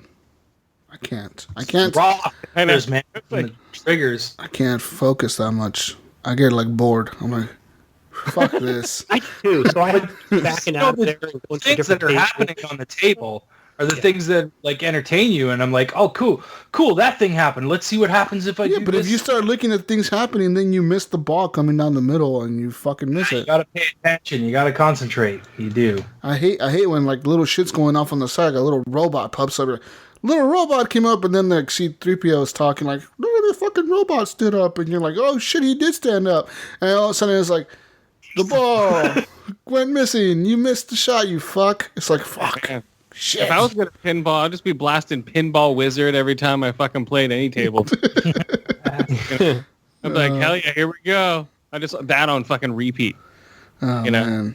Yeah, it's a hard game sometimes when you lose focus. It is. But when you my best score is 5 million. When you lock a table in though, like when you're playing it and you start locking in those ramps and you're like hitting combo after combo, you're just like, fucking right, I got this down, you know what I mean? Like I can hit everything. But then there's times where it's like even in the party earlier with Gunny, he would contest to me being like, I can't hit a fucking ramp right now, god damn it, Jesus Christ. Every time I'm trying to hit this ramp, every time the ramp lights up and that's the one that you got to hit, all of a sudden you can't hit that fucking ramp for the worth. Yeah, for your life. Yeah, and then you fucking and you trying your best, and then all of a sudden the next game you hit it right away. And as soon as the light goes out, all of a sudden you're hitting those fucking ramps over and over again because you don't need to. But I mean, it's just you learn how to do stuff. You get the feel for a table. You get the angles down and how to shoot all the ramps and what ramps do what, and you know what ramps you need to combine together to get amazing scores. And that's the whole point of pinball, right? So yeah. But anyways, guys. That's all I played this week. All right, what about you, Gunny? Besides Pinball FX3, I've been playing City Skylines on the PC this week, because I haven't had much time with work. So, yeah, I don't know what got me back into that, but I thought, well, I'll just get in there, throw some mods on, and see how it goes. Start up a new city. So far it's going good. I got it. The city's growing, and not getting too crazy with the mods because again, the more you add to it, the more it's going to break the game. And it's not that easy to put mods on that are compatible with that game. Again, from the Steam Workshop. So but I'm pretty happy with it so far. Nothing planned out. That's what I like doing, where there's nothing I plan out. I just kind of grow it from where it is. Just adding more roads and transportation and shit like that. Adding different districts for whether it be farming or oil or, just different stuff. But yeah, I'm having fun just doing those things. There's a new DLC that came out. I think it's called Green Cities. And I'm going to wait for that to go on sale. But I heard that adds a lot of assets and different houses and stuff like that. So, I'll wait for that to come down to like $8 or something on CDs before I purchase it. So, but I have all the other DLC, transportation, I think it's called, or something like that. But yeah, you and your City Skylines, Gunny. I know, man. I could sit there and play that game all day if I wanted to. Yeah, I could just shit out of that game. I couldn't do it, man. Like I got an hour or two in, and I was just like, nope. I got super into it. I saw you playing it the other day, Gunny. It said like Gunnychief is online playing City Skylines. I was like, I need to get in there and build a new city. So I started a new city. Oh no, Jesuswalksalot is gone. I can't start a new city. I can't. There's something about me like when I was, when you start off the new city, like all you have is the highway and you got to put down the roads and everything, and it's like.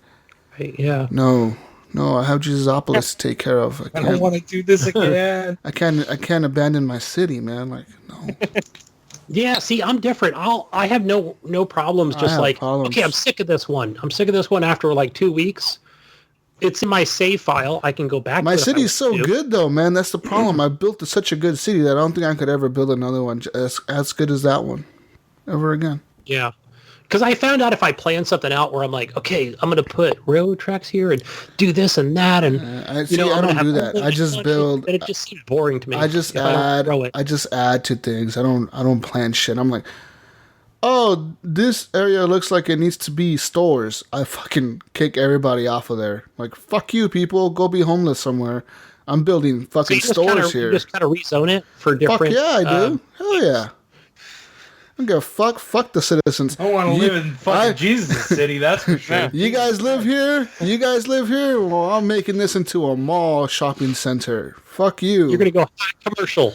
If they have like an AI voting system, where, like the AI is doing so good, they're like, they don't want to leave, and then you have to push them out, and then they're like, fuck you, and then they burn down your other riots cities built before. That's where you come in and you play Tropico, right? Yeah, that's Tropico for you. Tropico, they'll try to kill you and shit if you fucking kick people They'll out. assassinate your ass. Yeah, they'll try to assassinate you. Yeah, that's Tropico. Like in Tropico, if you don't keep your citizens fed or you don't keep them happy, they will revolt against you and they'll start a revolution. Yeah, they just Castro your ass. Yeah, they pretty much they start a revolution and try to kill you. and then like your daughter or your son will become like the new dictator of the country or whatever. Yeah. A friend of mine loves regime per person. I've had my guy assassinated a few times in Tropico. They don't like me. That game is hard. Yeah. But yeah. It's a good story. Like you can do the story mode or not story mode. There's a lot of options in that in Tropico. What else you been playing, Gunny? Besides that, Skyforce Anniversary. I fired that up today. The fuck is What is that? Skyforce? You bought that? So that was part of our game sharing. No, it was a free game. I think I downloaded it. Okay. But yeah, it's it reminds me of 1942 or not Commando. I can't think of the other, like the vertical scrolling games, but definitely like 1942, 1943. So it's like a shooter, like a plane shooter or something. Plane shooter. So it looks like it's definitely an indie game, and you're just kind of like holding on that right trigger, press A to shoot, and as the plane comes down, and like in that same formation from 1942, and it just like the first level. So what I've noticed is the way it starts out is as you shoot each enemy, these stars come out, and you collect the stars. Yeah. And I noticed at first I'm like, okay, I'm trying to collect these different stars, but you got to watch out for enemy fire too, because there's just so much different things on the screen where you're like, okay, you don't have to collect the stars right away. You can finish killing the enemies, and then actually go in and collect the stars. Yeah. But so as the more stars you take, but it also has other things you pick up too from killing them, and I think it's like weapons upgrades. Yeah, power-ups and stuff. Yeah, I didn't see any. I don't know about power-ups, but it's more like weapon upgrades, shield, and again, you get stars. So on some of those the same in that first level, you're saving enemies. So basically, you hover over somebody to rescue them from that island, and that might take like 3 seconds or 4 seconds, and then you can go back to shooting the other planes. And so, yeah, that first level is like really easy. And then you it'll say completed, and you go back and you can kind of go into like the store to upgrade your shields, weapons, stuff like that. So it might be kind of grind. You might have to grind a little bit, because I think I had to go back to the same level again. Yeah, because it's a free-to-play game, so I'm sure there's some sort of catch. You could probably buy stars or something like that to see any continue DLC playing. for it. So yeah, I didn't see any kind of DLC, but not DLC, microtransactions. Yeah, probably if I went to the store, it might have those. But so yeah, it looks like there's quite a bit you can upgrade on the ship. And I think I've reached. Yeah, I'm only in level 2, and it still just kind of has that same shooting pattern where it's just like normal. So yeah, I can't. You're only on level 2. So I wouldn't be able to power that up, but it's okay so far. And on the other thing, I started up Recore on the Xbox. Oh yeah. So when I fired that up, I noticed I went to hit display, and I guess it's been like this for the last day or two, where my Xbox is just in 1080p. I had to go back in and like allow 20 hertz or whatever and allow 4K and allow HDR. Might have been from the updates from being in the preview program. No, I haven't seen anything. Yeah. Oh. That was kind of weird. I was like, man, why is it not displaying in 4K? Which was strange. Weird. But yeah. Surprised I didn't even notice. Uh-oh. Yep. But I probably wasn't playing like a 4K game like Wolfenstein this week, so that's probably why. Or Fortnite. But yeah, so I fixed all that, and that's all I've been playing, guys, this week. Oh, nice. Okay. Chris, what have you been playing? Me. Besides Skin Flute, Oh, whoa. I've been playing. I've been playing Assassin's Creed Origins a lot. Right. I bought it when it was on discount over Black Friday sale. Yeah. Which was the way to go, I think, with that, because they discounted it a week after it came out. Yeah, it was ridiculous. Yeah. That's fucked up, man. So I've been playing a lot of that as Bayak, my buddy, fucking my wife left and right, here in the boats. Yeah, it's a great game. Yeah, I've been doing the same thing, taking pictures of everything. That mode I don't is take awesome. pictures of anything, man. Yeah. I'm a greedy motherfucker. That's my experience. You can't have it. Yeah, I just take pictures of random shit. People are like, someone's laying in their fucking underground. I hate that shit because I go into my map and then there's just fucking shit all over my map. Yeah. People fucking taking pictures. Like, fuck off. What I end up doing, and like your controller vibrates every time you go over it, but what I end up doing is hitting both buttons when I'm in combat by accident for like some weird reason. I'm hitting both. Oh, yeah. Like, oh, fuck. And then I'm like, okay, I'll see where the combat's at for a second here. So I pan around. I'm like, okay, this, and then I'll see if there's a cool picture. Like I did that when a lion was attacking me, and I got a picture of him with 3 arrows in his leg, and his mouth is wide open. He's like fucking pouncing on me. Nice. So I got some cool pictures by accident. That's awesome. Yeah, poisoning people, the same old thing, and putting everyone I assassinate, I poison them and ride them through the village. At the end of like every major guy, like Snake or Crocodile, I'll just do bullshit with them. But yeah, that game's awesome, and it's beautiful. Yeah. One of the. Are you playing on an X? Oh yeah, Xbox One X. I got a Scorpio edition. So do I. Same here. It's amazing. It It feels warm like a gummy bear out of your pocket. Yeah. When you put your hand on the top. It's really weird, man. You like the texture feel? Yeah. It's strange, but it runs quiet as shit. Yeah. Unless you install a disc. If you put a disc in that thing, it's loud as fuck. Really? Yeah. What have I It was played? like, we're not supposed Did to you have only, this. only during notice- installation because it doesn't use the disc when the game's playing. But when you install it, that disc drive goes wee. So fucking loud. Oh, well, yeah, I didn't notice that. I just noticed, installing it. I've never installed a game, but I've played Blu-ray perfectly on it, which I've heard is a problem and hasn't been a problem for me. Mine's not plugged directly into a wall, and it runs fine. Yeah, mine's not either. Got plugged into a wall, bro. The wall power. Well, all my systems have never been plugged into a wall. They've all Needs been wall power, man. The thing is if you have a shitty surge protector and you have like a million things plugged into it, it could be draining extra power and the actual Xbox isn't getting its full potential. But my surge protector is a fucking battery backup surge protector. Like it's a fucking serious. I'm pretty positive that it's able to push as much wattage as it needs to cover all of its outlets.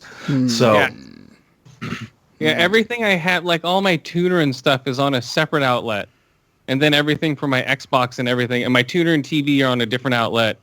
And then my Xbox is on its own power cable. So it's not like there's a TV, a tuner, and an Xbox all sucking off of one power brick. Right. I have a TV, an amp, an Xbox, a PS4, a Switch, trying to think, is there anything else? There's got to be something else because there's like 10 plugs on that thing. What about you just say your PC? No, my PC's back here. It's in a different room. But That's all. yeah, I got a lot of shit running all off my battery backup. Yeah, well, half of it runs off battery backup. Half of it's just surge protect. So yeah, that makes sense. Yeah, no, I'm loving the Xbox One X. It loads faster. That's what I noticed more than anything. Yeah. And from playing like Ghost Recon Wildlands, I can actually see, real far. I'm like, oh, wow. And playing Gears of War 4, I can see on the other side of the fucking map, which I could never do before. I could see characters and everything moving around in the background. And you can see the difference between the character and the background, I guess. Yeah. What word am I looking for? Details, probably. Sharper details. Yeah, well, sharper details to where you can, discern, like, oh, there's a guy behind that cover, as opposed to until he moves, you knew he's behind the cover. Yeah. You see a little blur in the distance. Yeah, that's the biggest difference, I think, so far with it. And the other game I've been playing is Wolfenstein. Okay, so right now I'm at a spot to where my biggest complaint about this fucking game, it's awesome. The auto-saved fucked me. Okay? I didn't know there was an auto-save. Oh, there's... Yeah. Okay, I'm in the... I won't spoil it, but I'll just say courtroom scene. Okay? I know that's right towards the end of this fucking game, I think. And there was a part where I have full armor, I'm shooting, and then I go down to 40 health, boom, it saves. And I'm like, fuck, and I'm halfway through the level. So now I'm at a part to where I'm running, grabbing, I've memorized it now to where all the armor is. I run around in a fucking circle to grab armor. All the fucking guys start spawning back in and dropping left and right. And then I'm grabbing heavy guns, trying to shoot all these motherfuckers. And then there's a huge tank thing at the fucking end. That I'm like, what the fuck? That I didn't even know. Yeah, this game, just like I've beaten the first two. I beat Old Blood and I've beaten Wolfenstein, which are both just as hard as this fucking game. Yeah. Okay. Yeah. And I've gotten just as frustrated to the point to where I quit and I'll come back right before the third one comes and then I'll beat it. Yeah. And I know I'm at the fucking end of this game. And I was like, fuck. And I just go right back into Assassin's Creed and start playing. Oh, dude.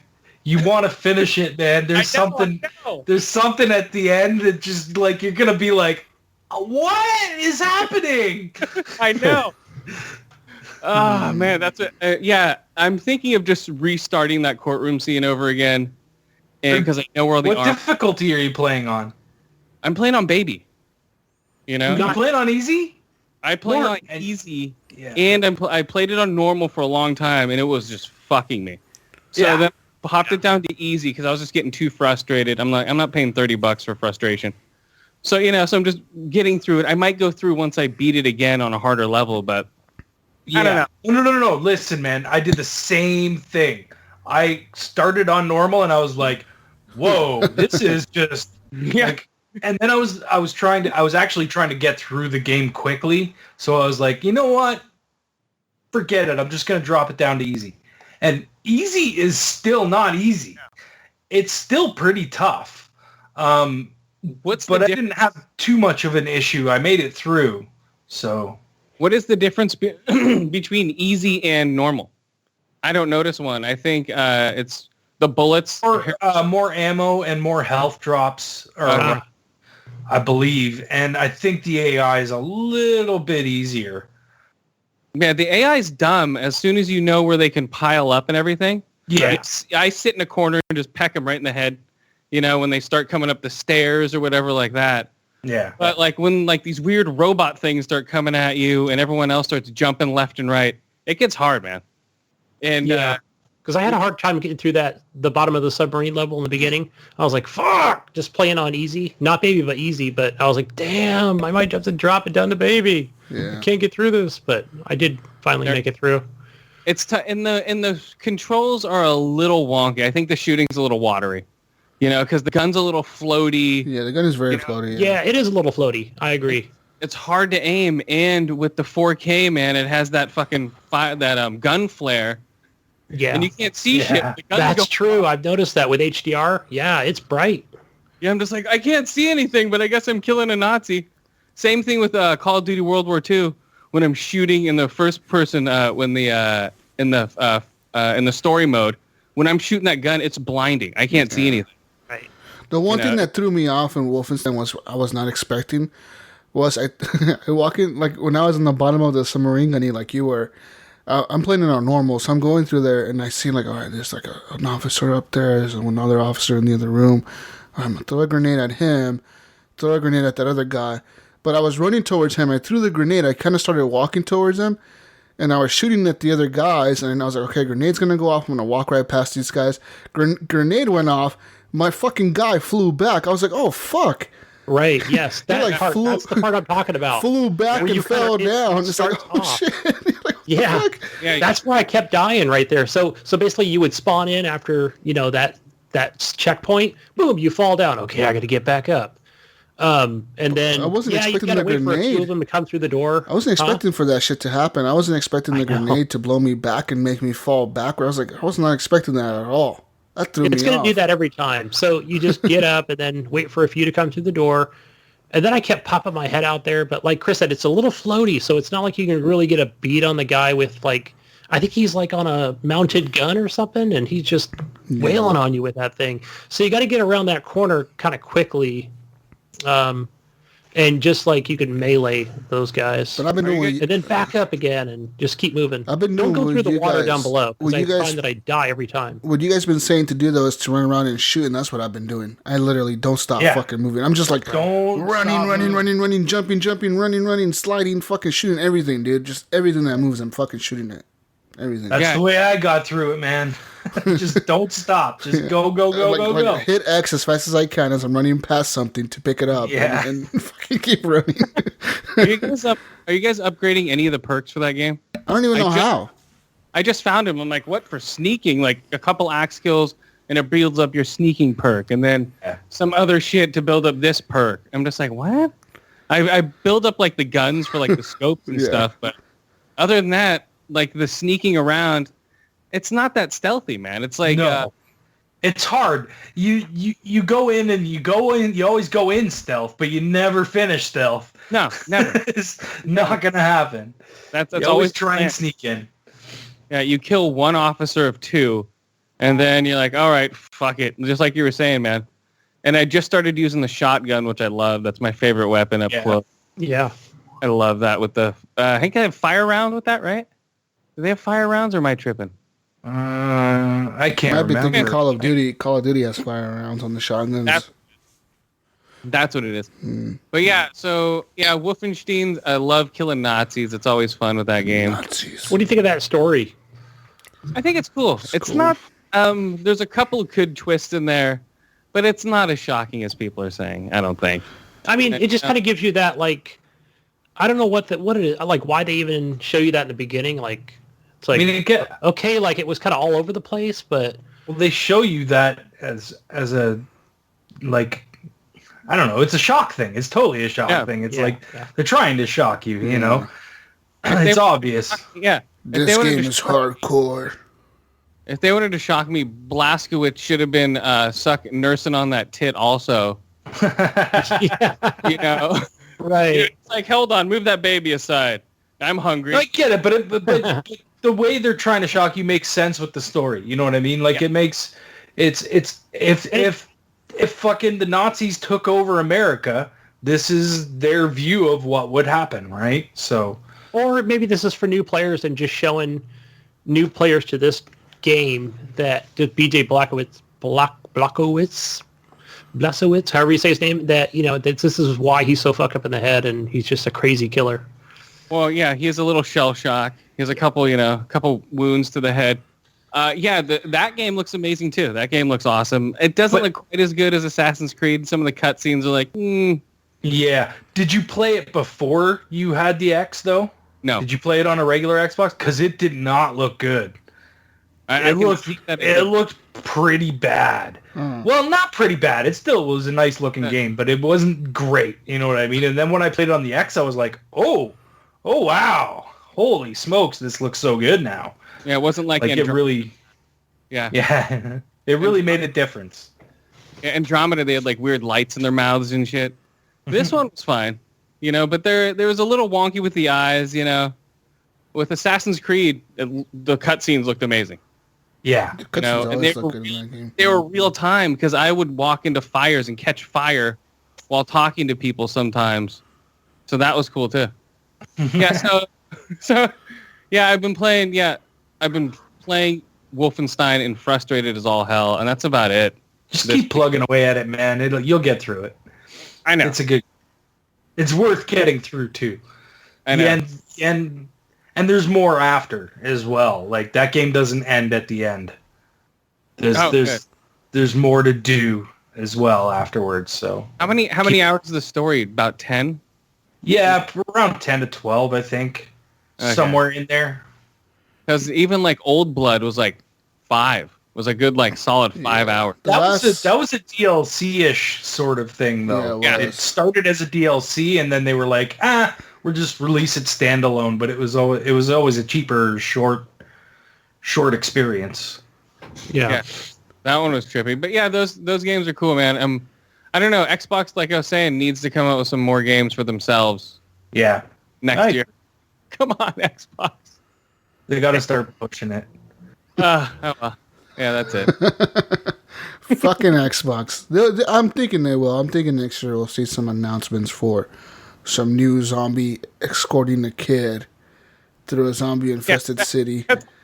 Well, remember they said they were hiring a team for a Horizon Zero Dawn-esque game? I don't know whatever happened. And then Horizon Zero Dawn released, and they're probably like, fuck, we can't beat that. It was after it had come out already. Oh, really? Find those Yeah.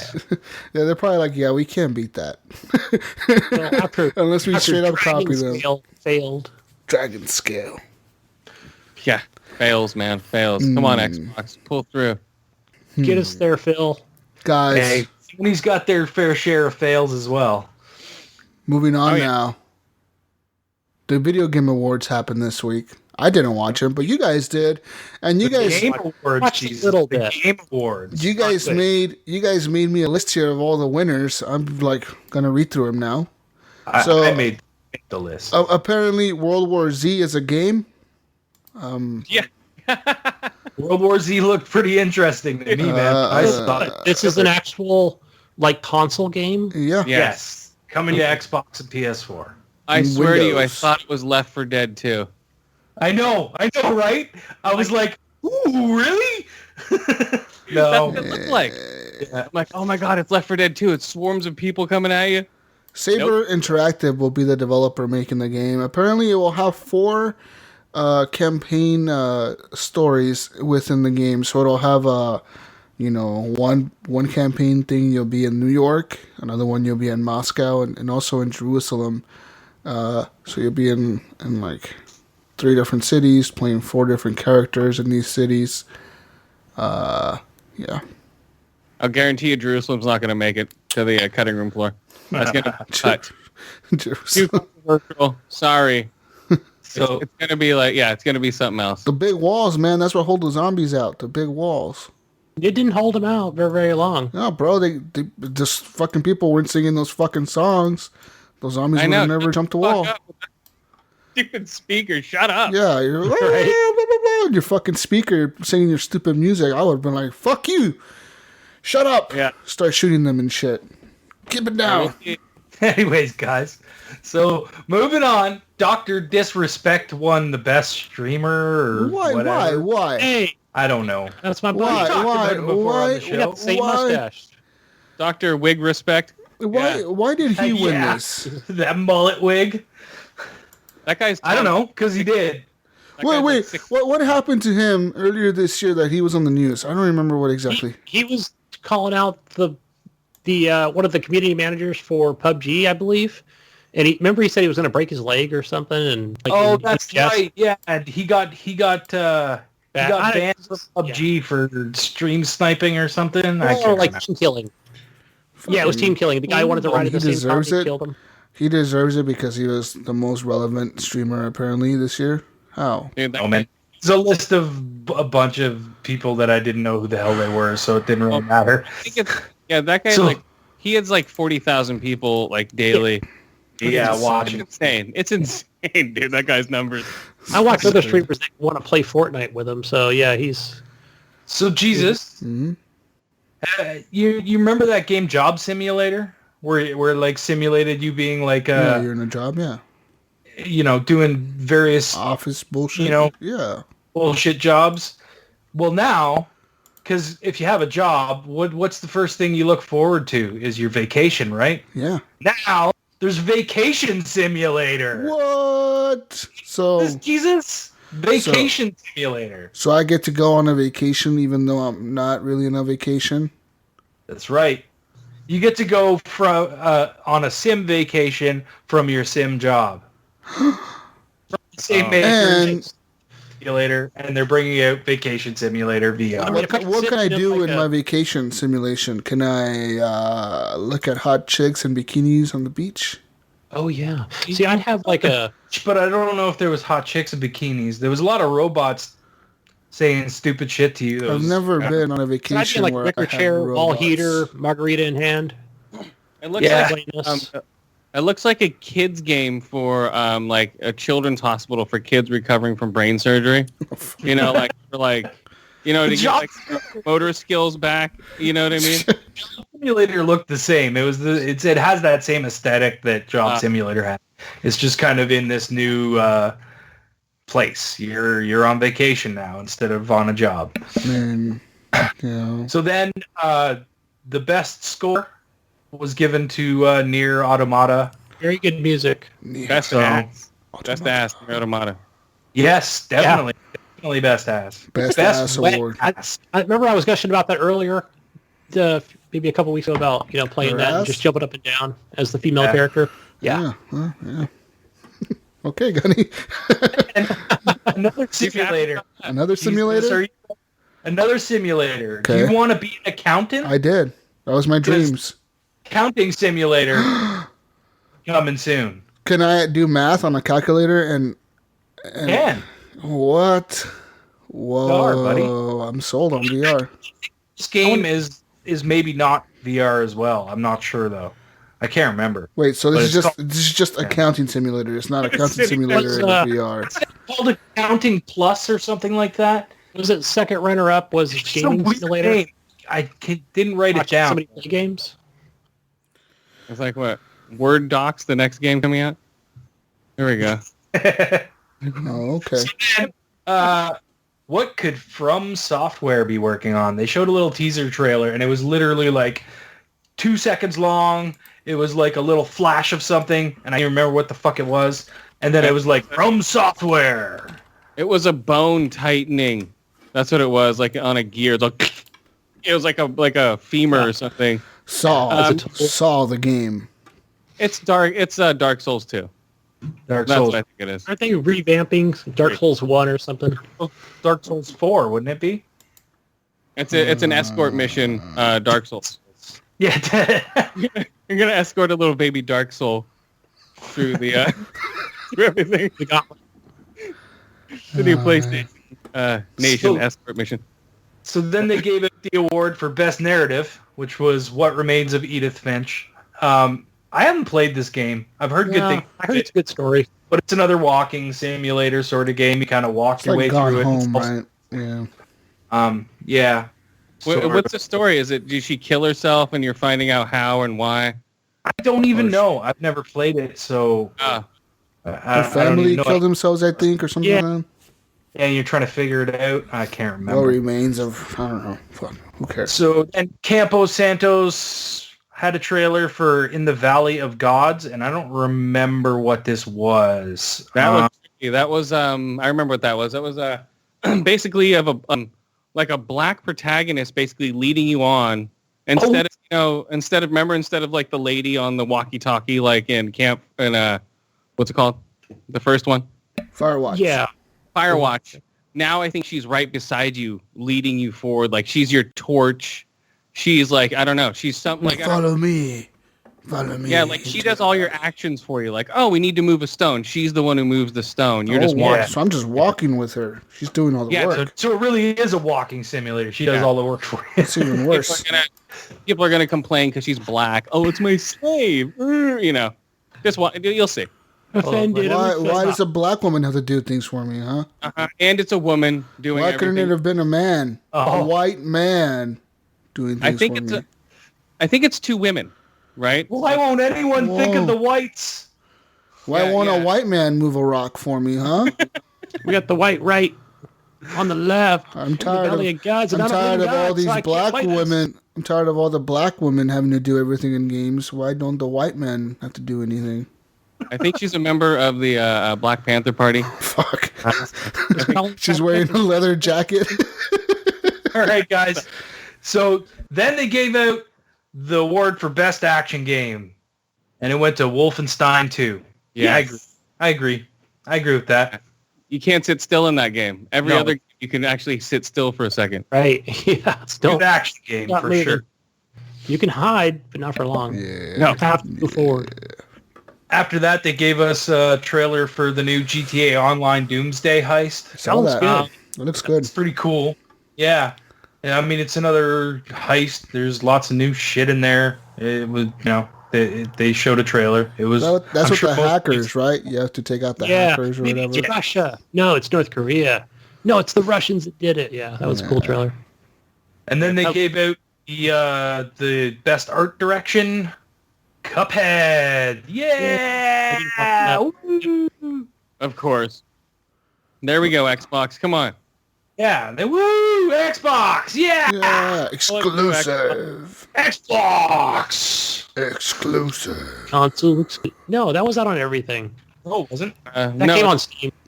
It's on Steam. It's not on PS4. Still Microsoft. If it's on fucking a computer, man.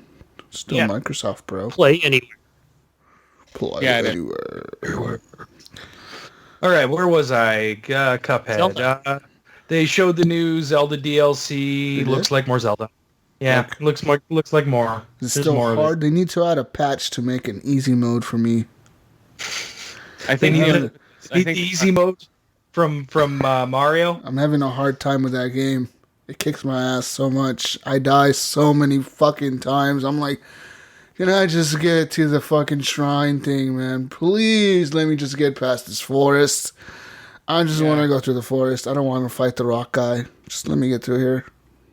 It shouldn't be a chore, man. It should be fun. It's hard. It's like I'm doing work after work. Yeah. You're like, yeah. So, then there was this weird thing from Bethesda that was like a campaign to save the single-player game. I kind of laughed. It was kind of funny. It was them basically saying like, everybody says single players are dying, but there's this game and this game and this game and this game and all their games. And then it was like a telethon. Like you got to call in and save the single player games, and it was kind of funny. It was like a little dig at people saying that single player games are dead. Did that psychopath guy come out for that? Remember that EA game? Did he come out before? No, he didn't come out yet. Psychopath. Okay. I saw that. Okay, I didn't see it live. I did. I saw that. Yeah, I did watch it. Where is it? Yeah, it's down there a little bit. Okay. I can't remember. So after the save the single player game ad, they gave out the Industry Icon Award to Carol Shaw, and this was the most awkward thing to watch in the world. It was this old lady that made River Raid. She made River Raid herself back in the Atari days, and good for her. I'm happy that she's a woman in the industry way back then, where it was probably even a lot harder than it is these days to be a woman in that industry, and she's kind of a father figure or a mother figure, I guess, for women gaming. She's probably a loosey-goosey party girl, man. She's smoking weed, drinking beers, partying. I'm looking at pictures of her on the internet. Oh, man. Definitely a party animal. She looks like she's dropping acid all the time. Should have heard her speak, man. It was interesting. That ET documentary shows all about Atari and the partying. But yeah, her speech was very slow. And it was sad, man. It's like, come on. was, and she went on forever, man.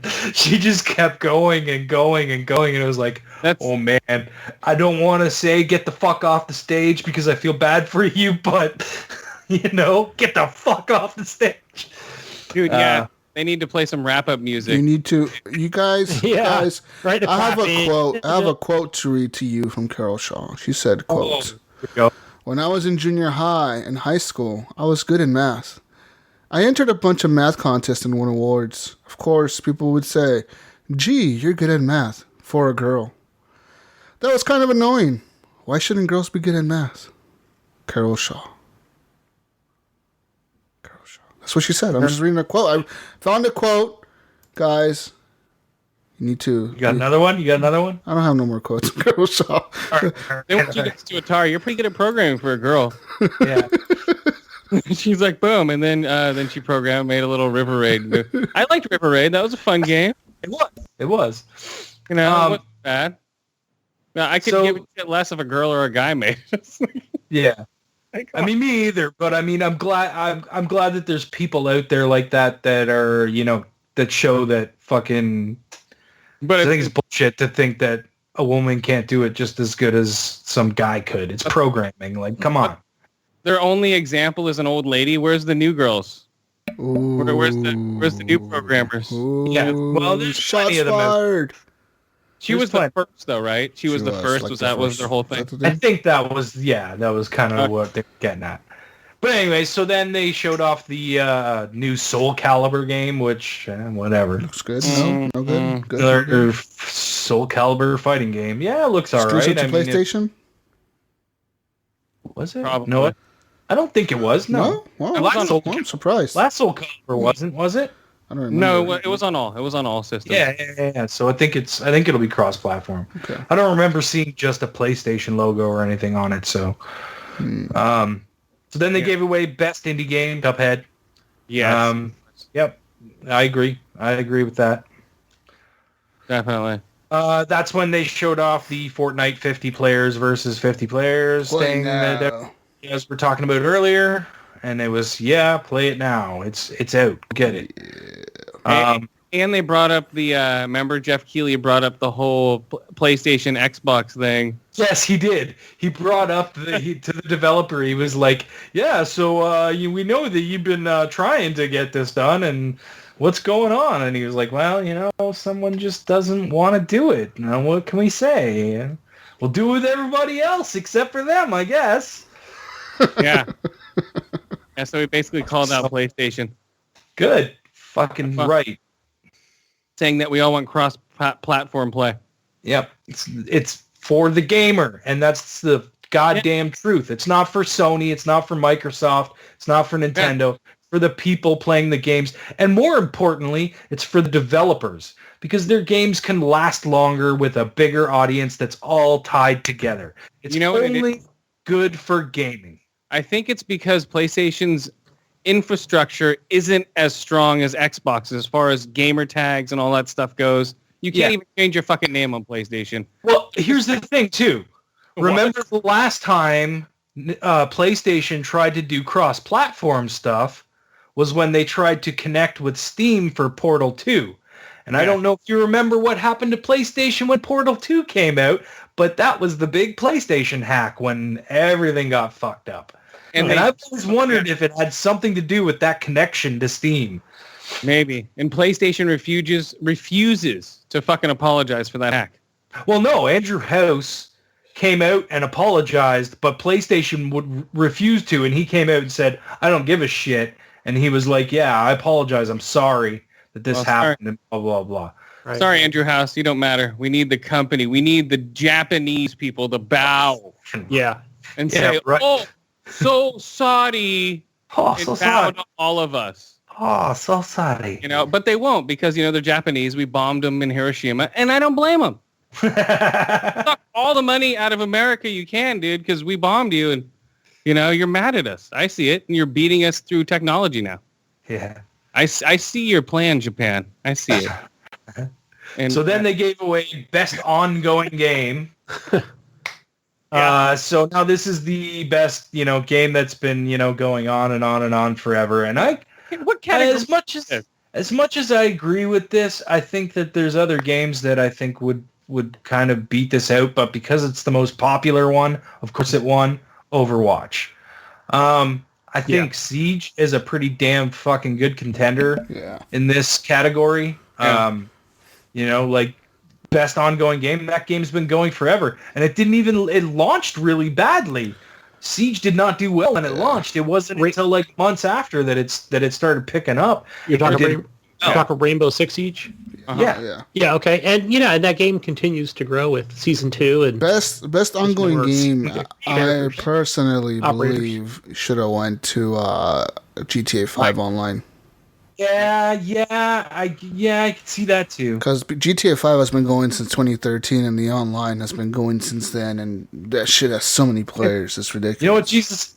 I didn't even think about that. Yeah, you're right. Yeah. You're right. Yeah. It's been a top 5 game since it's been out. Yeah, and they've supported that online so much. They've released so many updates and so many patches and so many things for the online. They literally just announced a new thing. Yeah, and a new DLC just for the online. Yeah, so it's crazy. Yeah. Why isn't Minecraft on that list? That's a Fuck, there you go, another one. Yeah, It's 2011, 2010, fuck. Well, I think they've been, but I would say for Minecraft, there's been nothing significant as far as Well, wait until that DLC or anything. It's just been the same game over and over. Yeah. Is it even in 4K yet? No, I'm shocked that it's not in 4K. I can't see my cube in 4K. It will be soon, but that should have been the first game on the list. No, they need. I mean, that's what they showed at E3, right? 4K HDR, but where is it? Yeah, that's true. Yeah. But it's more of a kid's game, right? I mean, more of the younger adults, so it's not like that's what they're after. So, yeah, and if you've already got the player base for it. I don't see those games making 50,000 or more a day on DLC like Minecraft does. I think it's more than that, actually. I'm probably underselling it.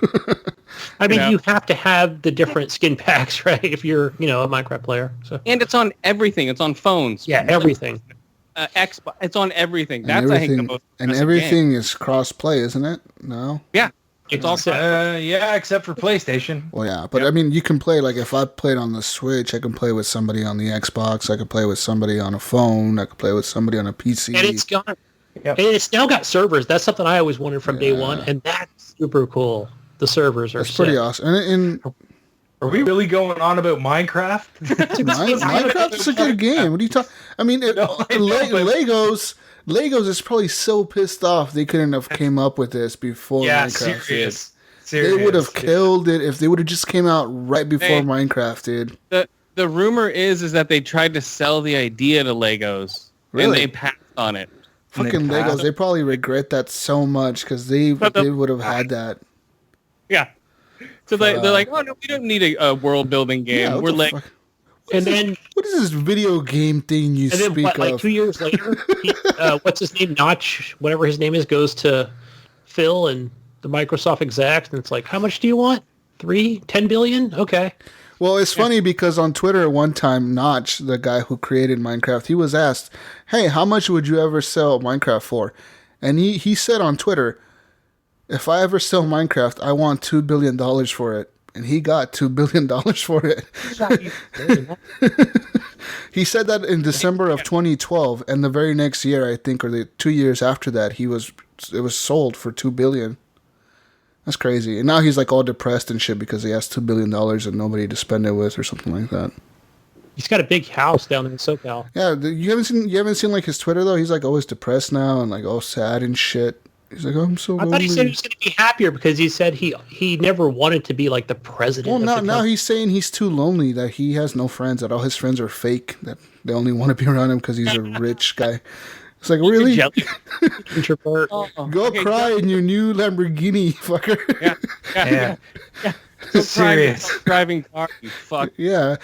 He's standing next. He has like a room in his house that's literally a candy room. He has like a candy room in his house. Like everything is candy. The walls are just fucking loaded with candy. Yeah. And you just walk up and take some. And he's like, I'm so depressed because my house is so lonely. It's so big. You should have bought a smaller house, you fuck. Poor guy. Right, guys, but anyways, the Moving next thing that happened, What happened? was THQ Nordic announced Fade to Silence. This game looks pretty fucking cool. It's like a survival game where you're trying to survive the elements out in like in a snowy mountainscape or something. Looks pretty fucking cool. Oh, yeah. That's one where the person collapses and like, what's going on? And then he gets on the dog sleds and I don't know, man. It looked like an interesting game. I know. Or it could be Sled Dogs, the video game. It could be. It could. Revenant. With really cool cutscenes. Sled Dogs. Fade to Sled Dogs. Yeah. So is it a sled dog sim? What is this thing? Is it a sled dog murder sim? Sled What's going Dog on? Simulator. Actually, it's available now, apparently, on Steam Early Access. Oh, wow. Yeah, let me look and see. Yeah, On Steam. from the trailer, I'm like, okay, this is like Resident Evil in snow? Or the thing? Yeah, kind of feels that way to me, too, yeah. Or like Tomb Raider meets Resident Evil. That's what it reminded me of, like when she was walking through the snow and stuff. Yeah.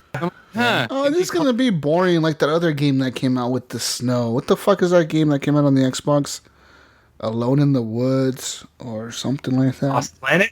No, the one where the dude's in the forest and you're surviving. No. Firewatch. The Long Dark? Yeah, it looks like that, but with nicer graphics. Yeah, so this comes out on Steam Early Access next week, Thursday, on 14th. December 14th. Yeah. Oh, Nice. okay. It's available now on the trailer.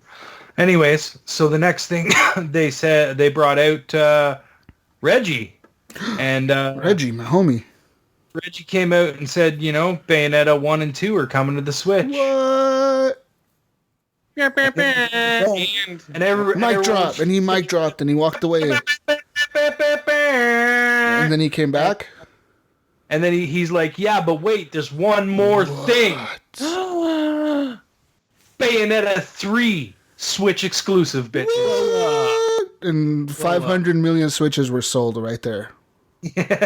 Look in a skirt. yeah, all these kids all spooge all over their Switches. Oh, yeah. All these kids are jerking it to This Bayonetta. Switch has water damage. Yeah, it's like, oh. They have like Steven.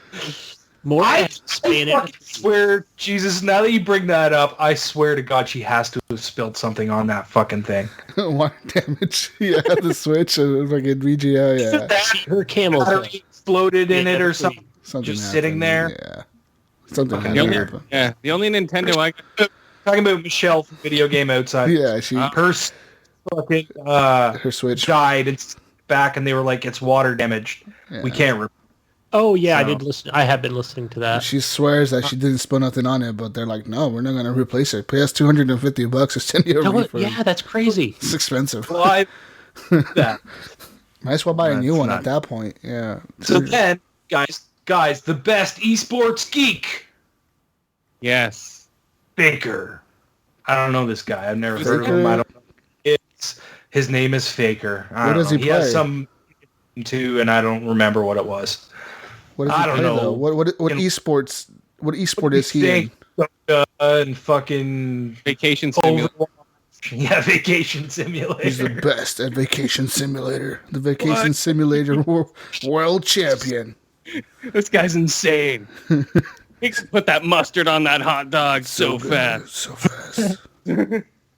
But wait, guys. Oh, wait, wow. guess what else happened? There was a new Death Stranding And I'm confused. trailer. I watched it. I'm like, And guess what?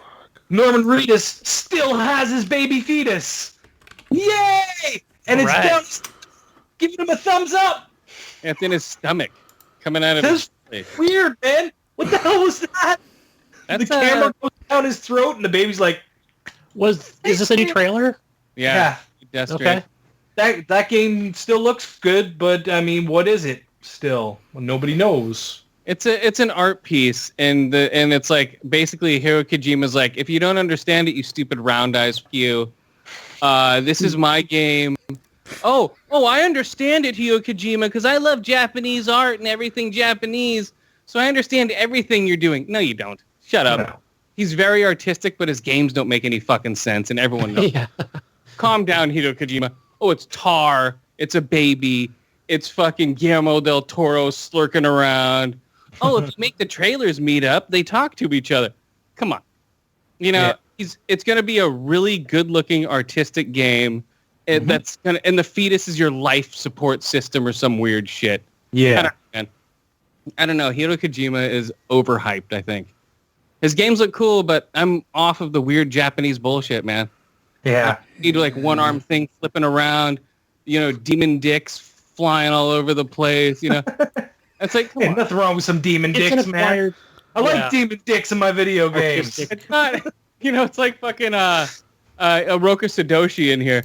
But, you know, I don't know. It's just too much hype, man, for this guy. He's a great artist, and that's about it. His games don't make any sense. Metal Gear, the last one, what the fuck was going on?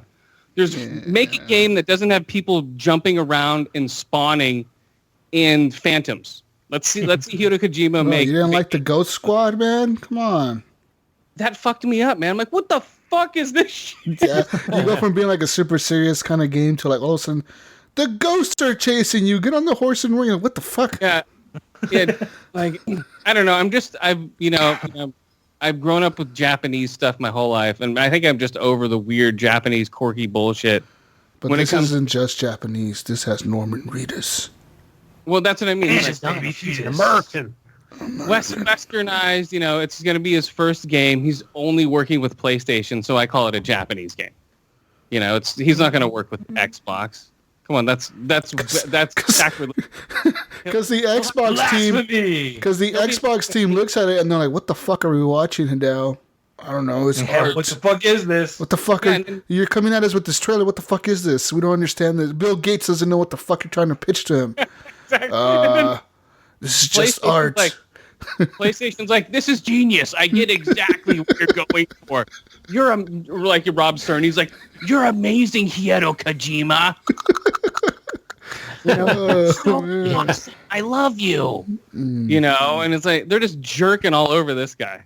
Yeah. You know, it's crazy. Yeah, it's a Japanese only game, guys. Don't get yourself fooled. It's never coming over to us. We're gonna get that shitty fucking Konami shooter Phantom game that they took from it. Whatever the hell that thing is. Yeah, that's survival bullshit, Yeah. Yeah, don't believe the hype, guys, for PlayStation owners. All right, so next, we got an announcement for Sea of Thieves.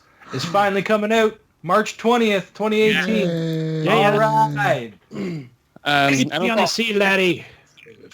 I still haven't gotten to the alpha. I signed up like 4 months ago for that. Well, it says here that if you signed up, no matter what, they're gonna. Yeah, you're in. Well, I got an email Friday saying, "Oh, we're gonna let you in," but yeah, so we'll see the next. But I got an email, but I didn't get an Xbox Live message. Once it goes live, you'll see the app on your thing, and you'll be invited to the group. Like there's a group they have called the Sea of Thieves Technical Insiders or some shit or alpha people or something, and you'll be added to their community group on Xbox. Like because they know your gamer tag, right? So they invite you to the group. And you'll be in it, and once you're in it, you could it'll like every time they go live, they post something like, "We're live for this weekend, for this time to this time. Go play." Yeah, it always seems to be on a weekend. Just go load it up in the weekend, and you'll chances get are in. It'll be on. Yeah. Yeah, it's been a lot of fun. I mean, I can't wait to see the finished product of that game. It's gonna be a blast. It needs to be free. I'm looking $20. Then. This game called Witchfire. They showed a trailer for, and I can't remember. This was like this was another walking simulator kind of game, I think. Yes, because it's from the makers of The Vanishing of Ethan Carter. So it's very, very fucking photorealistic, pretty fucking graphics. But again, I don't think there's any combat or anything. It's just kind of you walk around and solve some puzzles here and there. And there's... Oh, no, wait. No. There is combat in this. That's right. I'm watching the trailer as we speak. So this looks a little bit like The Order to me. has that kind of feeling. You're using guns against like skeletons and like shit like that. It's called Witchfire. Skellington. Skeletons. I always call them skeletons. He does. Yeah. Oh, okay. Skeletons. Skeletons. I'm It's like like- Jack Skellington. He always Skeleton. says a boot also, and Mario. I don't always say a boot. Do you say He said, Donettis? no, he says I Mario. do say Mario. Mario. I do say Mario all the time. Do you call donuts Donettis? No. He calls bacon Donettis. something So else. I just though. watched this trailer for No, the. I don't. I call bacon bacon. I call fucking what you call Canadian bacon Isn't that female ham? bacon. So, but No, it's not ham. God damn it.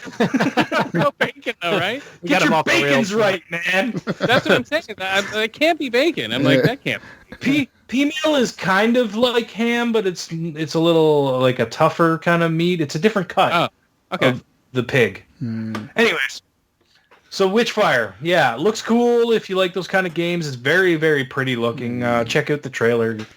These guys, apparently, they were the guys who made People Can Fly, the studio. Oh, okay. Now I know this. Okay, Yeah. okay. And they made Bulletstorm and Gears of War Judgment and all that Yes, shit. yes. Okay, this is their follow-up after their studio dispersed, Yeah, right? Yeah. It's called And the Astronauts now. That's what they're called. Okay. Sure, whatever. It looks kind of cool. Okay, so here's what you were talking about earlier, Chris. This is the guy that came out and was like, fuck the Oscars. This is fucking awesome. The Oscars suck. Go fuck yourself, Oscars. Fuck you, Oscars. Yeah, that was kind of funny. He was like totally repeating himself. Was this guy drunk or what? He was high. He out of was his High on mind. Scoobies? He's just a weird dude, He's man. high out of his fucking mind, dude. And it was hilarious to watch Jeff Keighley try to control He him. was like, fuck, what do Jeff I was do? like, every time he opened his mouth, he's like, Come on, we gotta go. No, I can't.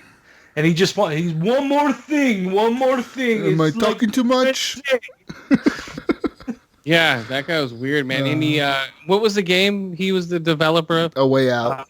Yeah, which was the next thing that came up. And this game looks cool to me. Like I know a lot of people were like, "Oh, you gotta play co-op with a friend. It's gonna suck." Blah blah blah. It seems like it's gonna be a cool experience to have with a friend. So, Ryan, Yeah. I got a question. I played with my wife. When you buy this game, are you going to give me your free copy? Why? You get Because a- this game, apparently when it releases, it'll be a $60 title, but you'll get a free copy of the game to give to a friend so you can play with them. Well, Jesus, Really? I will give you my free copy of this game. Dun, dun, dun, and I won't buy a copy because I'll get a free Wait, I copy. take that back. You're never gonna fucking play with me, What so you- no. I'm how not- dare you? How dare it's going to you? be me and Ryan. You Gunny shut will your have it mouth, already, Gunny. 'cause I I'll don't. have it. Ryan is my co-op partner. Fucker. They're Actually, tagged- I'll give you my free copy and then play with Gunny. Oh man. All right, Chris, me and you, right? Sure. We're playing. What are you talking about, Gunny? I said I was just gonna play with you. Fuck Oh. Gunny. See, Give Gunny don't Jesus even my like free you. Copy because Gunny, you're gonna get a copy of it already Yeah. because we game Right. share. Yes. But yeah, apparently that's what they're doing with this game, which is kind of weird coming from EA. They're gonna give away a free copy of the game. Apparently, after he talked shit about them being a Are you stupid sure publisher. it's not like a $40 title, and if you pay the extra $20, it's a straight out. No, it's a AAA straight title out. That, It's a straight up No, AAA title. that It's was- gonna be. That was two the copies. other get one shit for he each. was yelling and screaming about. He would never do anything to compromise his games. He's so passionate. He is the most passionate person. I'm so passionate. I'm very passionate. Guys, I'm very passionate. Are you? And I would never let a big AAA company take over my game. You sure? Because it's my vision But- and this is my game. But we're giving you the Very money. passionate. We're giving you the money to make the game.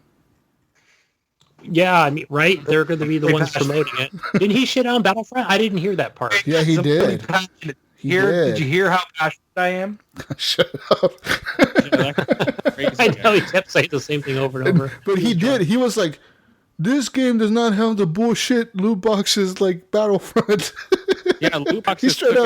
straight up said that. He was like, "This game has none of that bullshit, the loot boxes from Battlefront, Star Wars." He's like, developers or publishers fuck up sometimes. They fuck up. Yeah, That's what he said. Yeah. Because he's published by EA. So But He's like, the game- publishers fuck up sometimes. I wonder if EA just pulls the plug on this. Yeah, he's like, I wonder if the CEO of EA is like, We'll what be the apologizing on fuck? Twitter. They're like, I what got too the fuck? excited.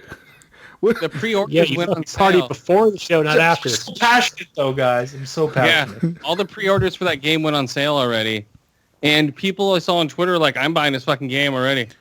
Yeah. It's so weird. People are like, "I'm buying it. I'm buying." He sold a lot more games. Yeah, he did. But yeah, like apparently EA came out after that, and they said apparently if you buy this game, you'll get a free copy of the game to give to your friend because it's a co-op game and you need to play co-op. It's only co-op, so you have to play it with somebody. Why didn't they just release this as an EA Access exclusive? Because then it would be only Xbox and Origin That's true. and not PlayStation. then he could You're make missing his out money on back. that. PlayStation's supposed to be getting EA Access at some point, aren't they? Maybe. I think they were I heard they talking were about in them. talks to Yeah. do that. Supposedly they're trying to get Ubisoft to do something with them, but I doubt Ubisoft will. Oh yeah, Ubisoft Club's great. Yeah. Get some great deals with that. Yeah. Ooh, I get a shield at level 3. Awesome. Yeah. So then there was a trailer for Dreams, which is the new Media Molecule game. So it's like a game creator, I think. Like you can make your own kind of games, like little Big Planet style, make your own levels kind of thing. But I think this is a mix of that and what Project Scorpio was trying to do. Spark. Project Spark. Or yeah, sorry, thank you. Project Spark was trying to do. So, looks interesting. I mean, it's a game creator thing, I think. And that's what it seemed like to me. I don't... These games do you never remember work. Chris? They never work. Yeah. What? What's up? Do you remember this trailer? Yes, I do. It does. It looks like their next step for Little Big Planet. That's what it is. And all they're gonna do is make little crappy shooters again for like oh, it's my Call of Duty World War II crappy shooter with teddy bears. Well, you know what? With things like Roblox, like making a lot of money, I think that's the kind of audience they're trying to pull in. And Little Big Planet didn't really do it. You know what I mean? Like they did, but it didn't. No, it's not Roblox. You know what I mean? Like so Roblox. That was more of a side scroller, wasn't it? Little Big Planet? Am I thinking of something different? No, yeah, but you could make all kinds of different games in it. With the creator, you could do all kinds of shit with that game. I don't have the patience to make a game. I only have the patience to play one, and barely that. Yeah. You know? I mean, I remember Project Spark coming out and me thinking, fuck, this looks fucking awesome. I can't wait to do this. Fucking, I want to make a game. I'm going to fucking build it. I'm going to do this. And then I got in there and I started doing the shit and I was like, I'm not going to do this. They need to show you a time like, okay, to build this robot and this thing fighting, like the demo video, this took me 67 hours. Yeah. You're like, fuck that. They're like, oh, this little car took me 5 hours. You're like, okay, I can do that. Yeah. They should do something like that. Show you how many hours it would take to build a little item. Instead of just like, I guess I'll build a wall now. So the next thing was Games for Impact. Games for Impact. What the fuck is this? Yeah. Hellblade. It's like games that made an impact, In the world or something? world or whatever, yeah. So Yeah. Hellblade, and I agree with this completely. If you have not played Hellblade, I've said this before and I will say it again and again and again, play that fucking game. It is goddamn amazing. No. I heard to play it on headphones only. Yeah, well, yeah, It's good with headphones. Sound. It's like, the game is fucking fantastic. It puts you in, like, makes you feel the way someone that was, like, schizophrenic or, whatever would feel, like, hearing voices and talking, and, like, coming from all different places and, like, all the whispering and fucking, like, it was really, sound design in that game was key. It was fucking amazing. Like, it pulled you into that world. I mean, I played it on PC and I fucking loved it. I mean, it's damn near the top of my Game of the Year list. Wow. That's impressive, man. Yeah. I just see big eyes every time I see that. I see a chick with big eyes looking at me. Oh, and she's hot too, man. Yeah, she's crazy. She took Very good graphics. Oh, I mean the voice actor, the actor that actually she was on the show. She came up and got the award for it. She was in the motion captain bodysuit. She did. Yeah. She came out in a mocap suit. So after that, they showed off the new desert map for PUBG. Looks like PUBG in the desert.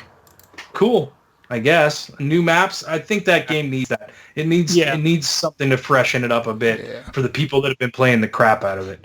Now, the desert maps are coming to PC, or on PC right now, I think. I watched it they're last going to night. be on PC when it launches 1.0, which was December 20th, I think, on PC. Yeah. But they're not coming to Xbox until early next year. So much for that. Well, Xbox people have to get used to the first map, I guess. Yeah, that's true. It'll be fresh to most of those people, right, that haven't played it outside. Yeah, I've only been watching PUBG. I've never been played it. I haven't played it yet at all. I'm waiting for Xbox to play it. Yeah, I haven't played it at all. Oh, No. cool. All right, where are we?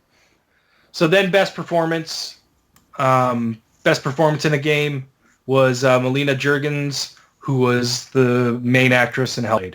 And again, I agree. Fuck, that was such a great game. I'm not going to go on about it again. Okay, so the next thing, this game, I was like, oh shit, this looks fucking amazing. It's a 4-player co-op game called GTFO.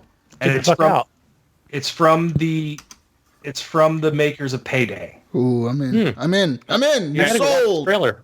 It's a 4-player co-op game where you're trying to get the fuck out of, this was it zombies? I can't remember now. I think so. I think it was like a zombie apocalypse or something. You're trying to escape, and there's like all these puzzles and fucking weird shit going on. But yeah, that game looks cool, and count me in. I'm super interested in that game. I don't know when it's coming, but I can't wait. Sweet. Yeah. So then they gave away best game direction. Went to your favorite game there, Jesus. Zelda Breath of the Wild. Child. Best game direction? What the fuck needs direction? That fucking game doesn't have any direction. It's just go in there and do whatever you want. Best no direction. The best game that doesn't help you for shit. When you get in there, you just go kill the big bad guy. What does that even mean? Direction. Yeah, what the fuck does that even mean? Yeah, what does that even mean? I don't know. Maybe the story goes. Yeah, I think it's supposed to be like the way the story flows. But I found like the story doesn't flow at all. The story doesn't flow. You're just running around collecting shit from the It happens in weird orders for different people. So it's like... I don't know. I don't get that. But anyways, that's what they chose. Where's Mario? So Where's then Mario Odyssey? What the fuck? That needs best game direction. Yeah. Really? Well, yeah, you're being told to go to the moons. At least you're being told to go somewhere and find something. It doesn't mean they're giving you directions, Jesus. They do in assist mode. Best game directions. Not best game directions. Best game direction. Best game direction. The director directed this game correctly. Best game directions. Mario Odyssey mode. The assist mode was so good in this game that it just tells you where to go to get shit. That'd be cool. Yeah. Anyways, then they showed a stunning trailer for Metro Exodus. Stunning. Fuck Yeah. That was my trailer of E3 this year. Yeah, and this was a new one though. It wasn't the same one.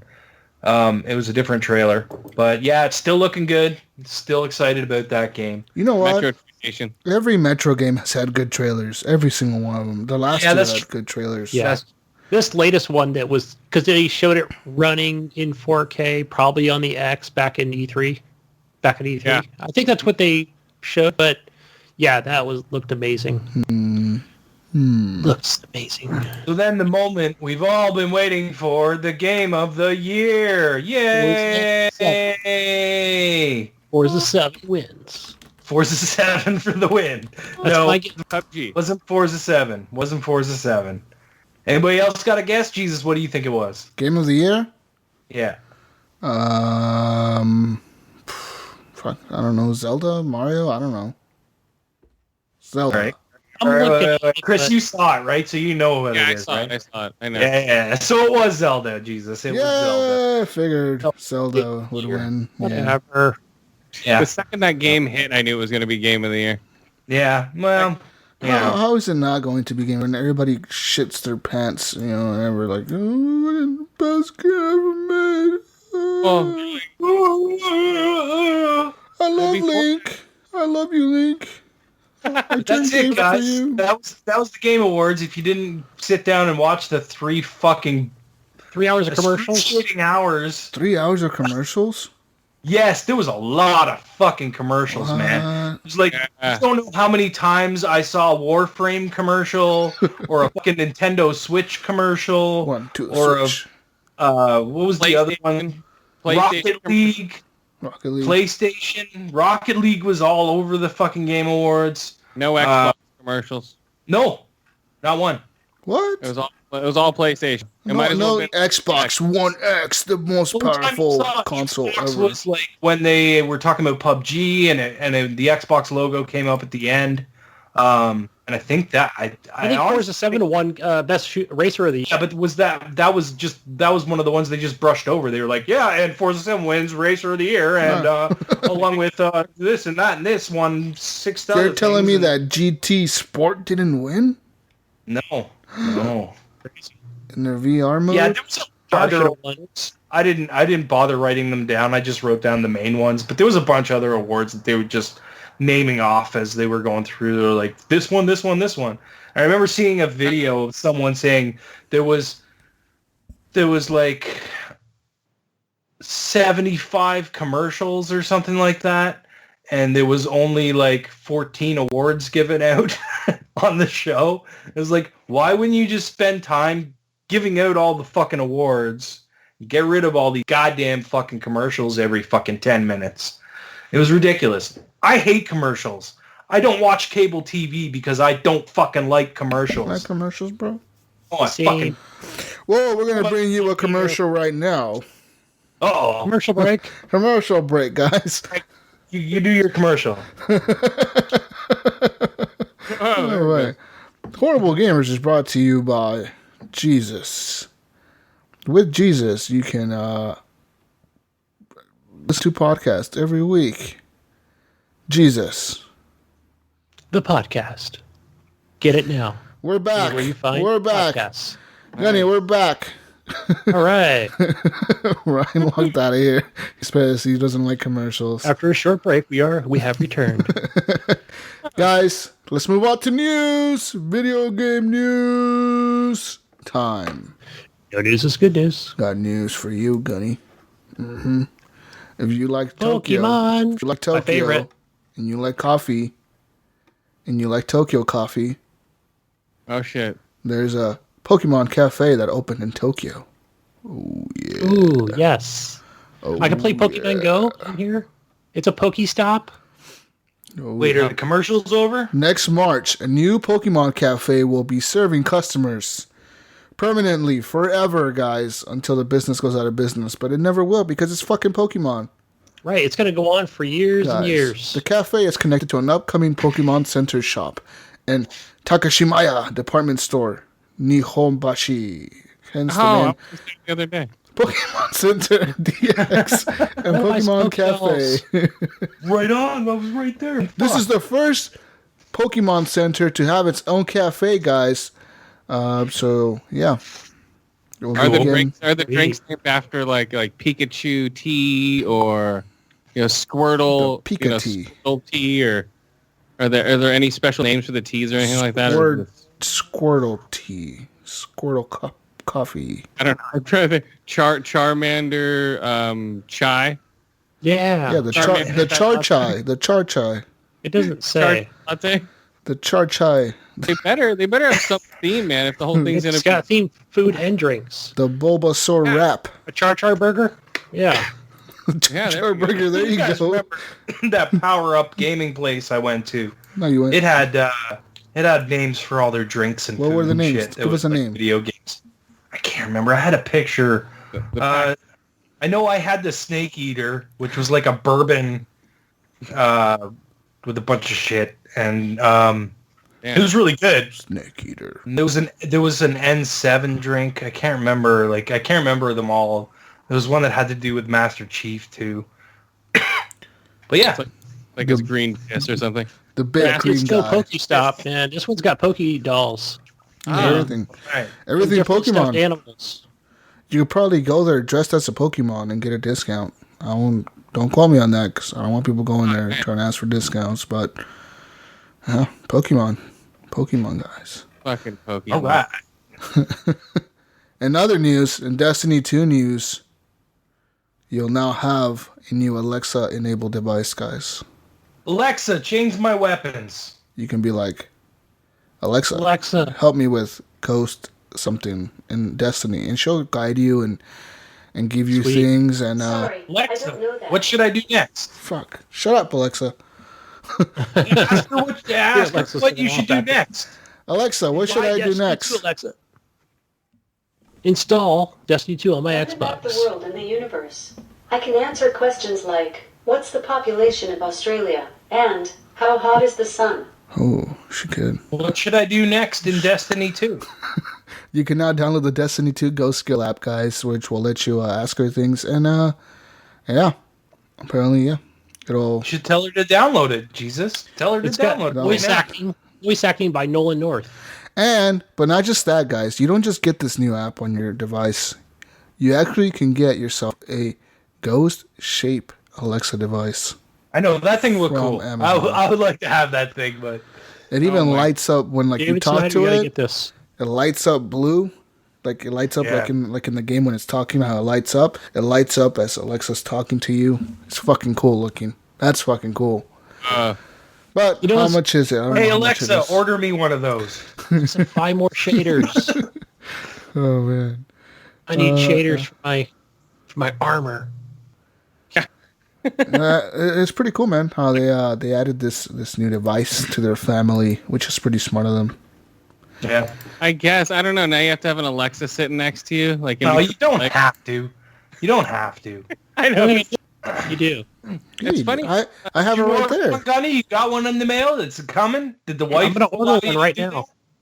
It's funny how everyone's bagging on like the Connect and the voice commands when now everything's Yeah. voice commands. It's like what? And it's funny because now Microsoft doesn't really have that shit anymore because the Yeah, Kinect. I use it to turn my Xbox, my TV, and my tuner on. You know what Yeah. Microsoft needs to come out with?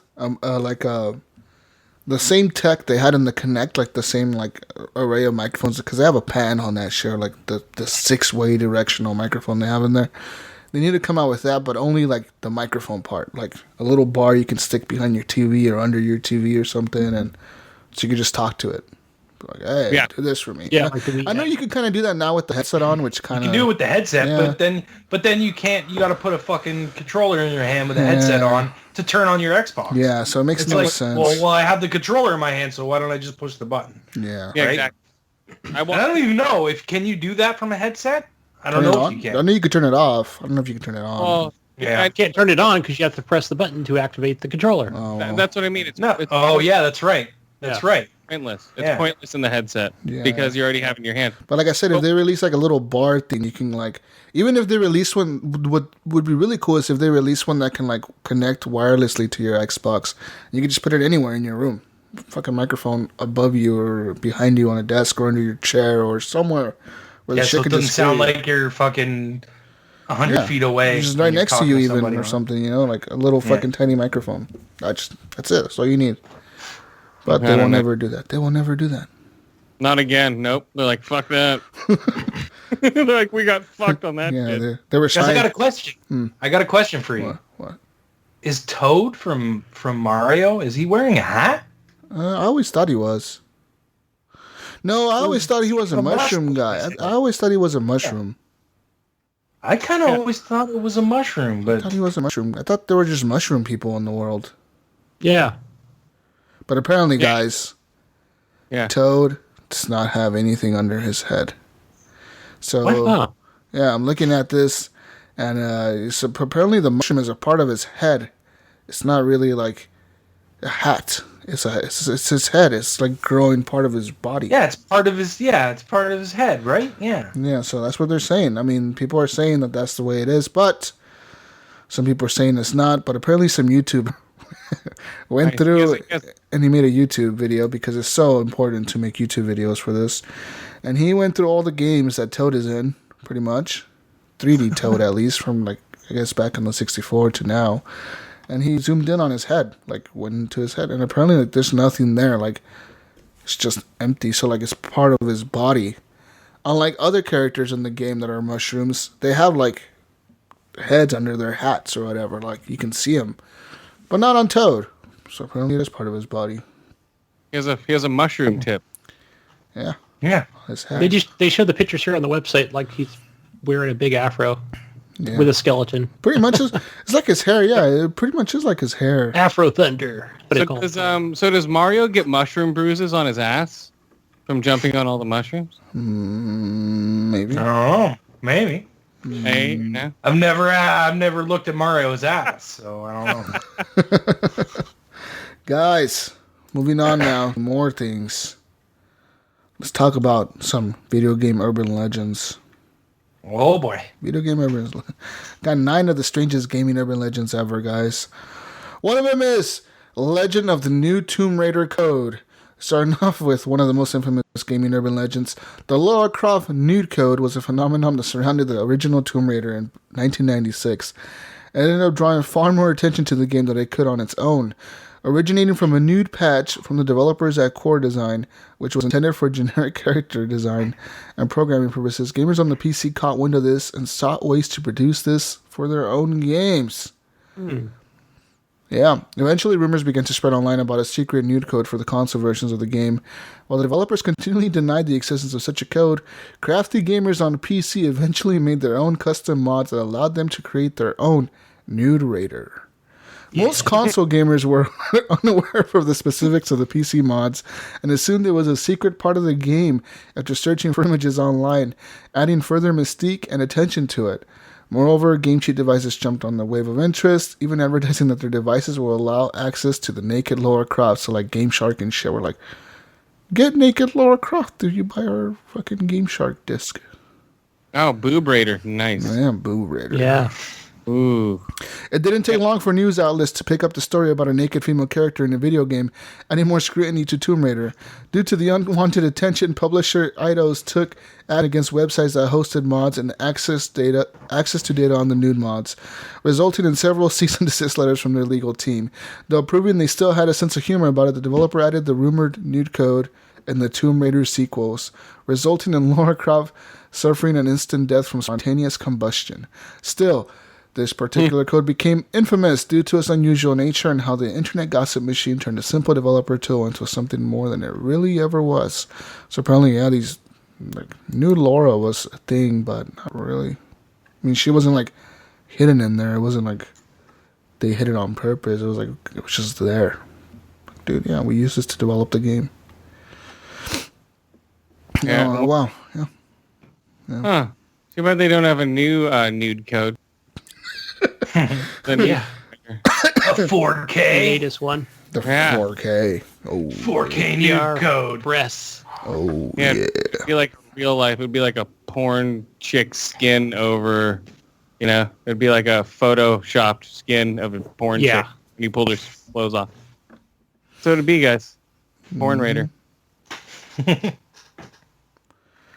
Guys, in Street Fighter II, the World Warrior, there were references to a specific character known as Shane Long, the master of Shoto fighters Ryu and Ken. According to EGM in a 1982 issue, there was a way to battle and unlock the character if players managed to clear the game on a no-damage run with Ryu. When fighting M. Bison, fucking players would have to force the match into a draw by avoiding the damage from Shadalo leader and without dealing any damage themselves. After several rounds, Shane Long would come onto the scene and engage in a fight to the death. Due to the popularity of the game, there was a large amount of interest in uncovering its secrets, and tips on how to unlock a new character quickly spread around the world. EGM eventually stated it was an elaborate prank in their following issue, but the scrutiny the magazine received from this prank didn't stop the editors from doing it once more in the 1997 April Fool's issue for Street Fighter 3. However, this particular urban legend resulted in a pleasant turn of events that put a surprising end to this myth. Over the years, developers at Capcom were continually hounded by rumors and references to Shang Long from fans, but still humbled at the wave of interest that came to the game. This hoax would eventually go on to inspire the demonic antagonist Akuma, who barges into fights in Super Street Fighter 2 Turbo and is now an established character in the series. When the long-awaited Street Fighter 4 was finally ready for its release, which was set sometime after the events of Street Fighter 2, they introduced Gouken to the roster. While similar to Shang Long, Gouken was an original character and separate from the Shang Long reference in-game, and the game features more advanced versions of Ryu, Ken, blah, blah, blah, blah, blah. So apparently this is like a fighter that people would find in the game. It was a prank from EGM. They put out like a fucking magazine. Like, this guy is hidden in the game. This guy is hidden in the game. Oh yeah, whatever. Oh, well, here, the most dangerous arcade game, guys, Polybius. As one of the more infamous gaming urban legends, the Polybius arcade cabinet has a reputation for being the most dangerous video game ever made, guys. But of course, the claims and lack of evidence make this one hard to believe. According to myth, an arcade in Portland, Oregon during the early 80s possessed a strange arcade machine named Polybius. It was essentially a top-down shooter with a bright, chaotic graphics, and you'd have to clear out waves of enemies to make it to the high score list. What makes this particular game so unusual was that players who came in contact with it were apparently met with severe nausea, night terrors, panic attacks, and other psychological effects after playing it. Eventually, witnesses claim that several men in black visited the arcade to take data from the machine before cutting it off. The game was never seen again after that. Ever. Never. It's gone. Yeah, there's a podcast on that. I'll think of it in a minute. There were never any public record of Polybius, nor any details of the developers, or even a publisher. While there have been many instances of players falling ill after long-term gaming from other titles, particularly of the tragic case of a young teen playing several hours of the arcade game Berserk and suffering a heart attack, Polybius looks to be a tall tale resulting from an amalgamation of true gaming horror stories and government conspiracy theories. Some communities online focus on retro gaming have even made mock versions of Polybius based on descriptions found online. Hoax or not, the myth of Polybius continues to live on. And yeah, you're right, Gunny. I did hear a podcast about this. There's a guy in Portland. Yeah, I had it downloaded. I forgot the name, and they did every couple of weeks they'd come out with a new episode. But it wasn't like a gaming podcast. It was something. No, it was different. like an investigative podcast thing. Yeah. But this guy's in Portland, and he does a tour, like an actual Polybius tour. Mm. And you can pay like $20, I think, and he'll take you on a tour like where the arcade was. I thought you and Penpoint were going to go do that. On the underground tunnels. And Jesus, what? Apparently, because this guy apparently was a kid who played the game a lot. He claims to have played the shit out of this game, and he got the highest score in Portland, Oregon. He says he's like, I was the top player on this arcade machine, and one day apparently he was like playing the game. He got sick, and he woke up, and he was in the middle of the forest in Oregon. Like in Milwaukee, Oregon. He was like in the middle of the woods. He was like, I woke up, I was tied down. Apparently there was another kid in the room that he woke up in. The kid untied him, and they both ran through a tunnel. They were like inside like an underground place in the forest. They ran to the tunnel. They got out of the tunnel. They were by a river. Apparently they started being chased by some people. Like some people were chasing them. The guy took off running. He said the kid that untied him went right and he went left or something like that. Like they basically split up, and he's never seen the other kid. Like no one's ever seen again. No one has ever come up and told him like, "Hey, I was that kid who untied you," or "I was that kid in that forest." No one has ever said that. That kid ever since. What does him having the high score have to do with it? Well, apparently, the last starfighter. Apparently, they carted it away and nobody ever saw it. apparently, like no one. Yeah, like the fact that they carted it away. He says that like the game eventually got super weird for him. Like he says, like when you first played it, you didn't really understand it, and then when you started to understand it, you started to like feel sick and shit. But he said he just played through it. He was like, I wanted to get the high score. It's like an addiction. And apparently people would go in there, like people dressed in black or like black suits would go in there and watch people play, and they would be taking notes. Like, this kid presses the A button a lot. Let's try. The Men in Black. Yeah, it took, Come the Men in Black. Men in black. Men in Black, black helicopters. Will Smith would go in there with his little gun and blow holes in the wall. Yeah. Why do all They these hold up a little thing and go, everybody gather around. And Look then, right here.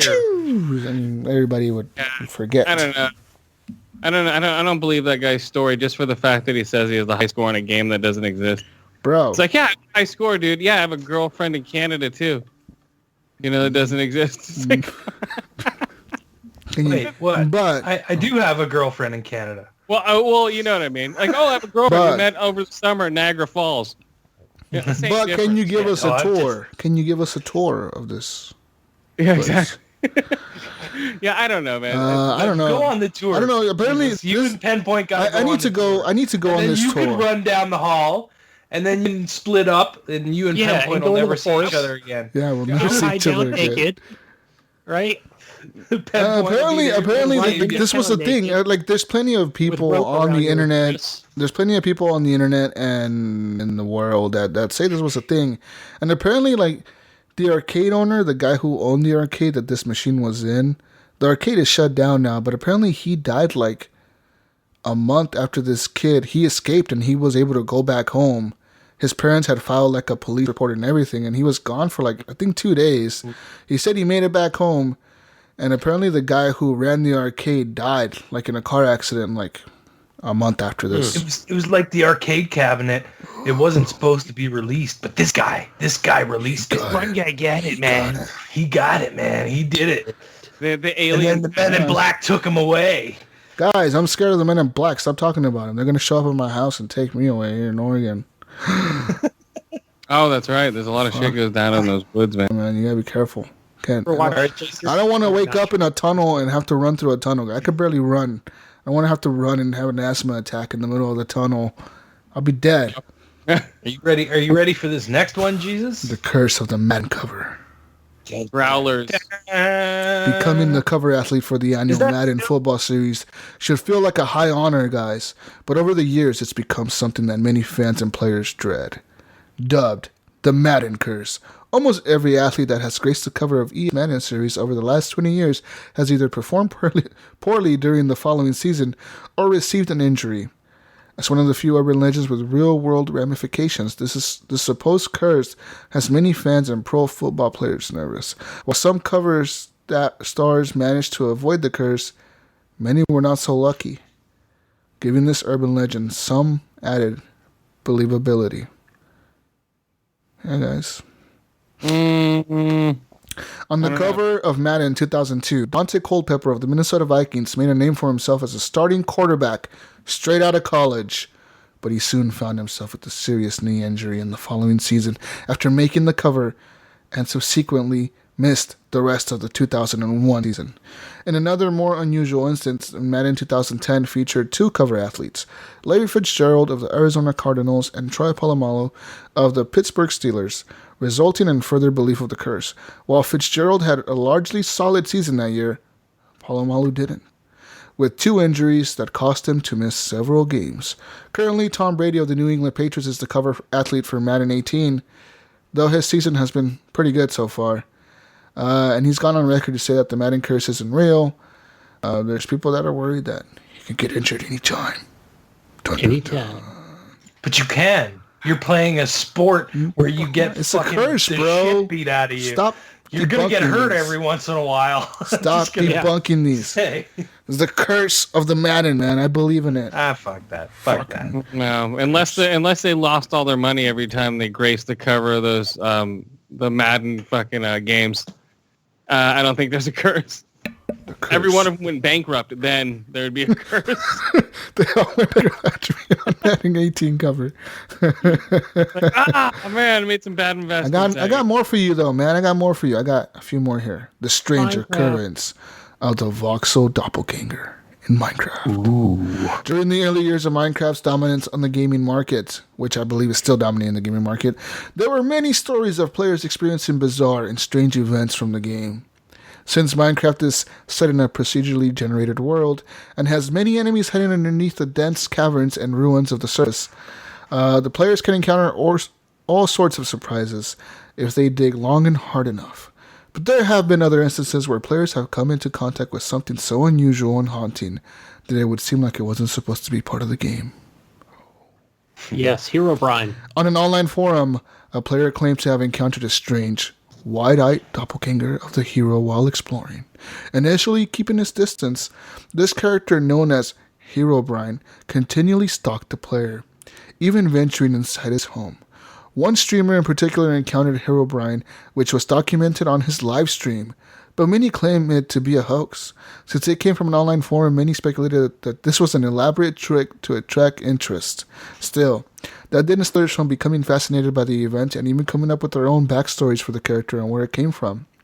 Due to the popularity of Herobrine and other scary moments players had in-game, Mojang introduced a number of horror-themed updates, including Slenderman-esque creatures known as Enderman, and other creatures that other players were exploring at night, which attracted the interest of horror enthusiasts. Still, Herobrine in particular is an odd case, and while many players believe it to be just an elaborate story, the developers aren't shy about making references to the community legend in their patch notes, continually stating over several updates that Herobrine has been removed from the game.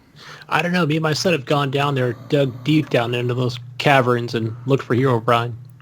You look for him? You look for him, Gunny? We look for him. First-hand accounts. Invisible. And First-hand like, accounts. If you build a bridge or something, like Herobrine will come behind you and take the bridge out, one brick at a time. Oh shit! Weird. Pretty scary. I'm scared right now, guys. I have the chills. I'm scared. Fuck. It gave me the chills, man. All right, let's move on to the next one then, Jesus. Ben Drown, the haunting in The Legend of Zelda, Majora's Mask. In another strange case of a cursed video game, Ben Drowned is an infamous urban legend about an elusive and apparently haunted copy of The Legend of Zelda, Majora's Mask. While the game on its own is creepy and remarkably bleak, detailing a world on the brink of destruction, the Ben Drowned myth created a far deeper sense of dread. One anonymous user who came across this copy of the game detailed his experiences with the cryptid version of Majora's Mask online. As the story goes, guys, the user found an unmarked copy of Majora's Mask for the Nintendo 64 and went home to play it on his Nintendo 64. After loading up the game, he entered the menu screen and saw a lone save file with the name Ben listed on the page. Ignoring this, he created a new save file, but over the course of his playthrough, characters referred to him only as Ben. What followed took the user through a nightmarish version of Majora's Mask, with distorted music and visual effects populating the many safe areas, and even an enigmatic statue resembling Link routinely stalking the player throughout his journey, which he detailed with videos and pictures on his personal social media pages. This story hit so many notes found from a popular urban legend, but what is interesting about it was the reaction it got from other players. Many were entranced and disturbed by the journey this particular user went on and followed along with the updates and media that were posted after.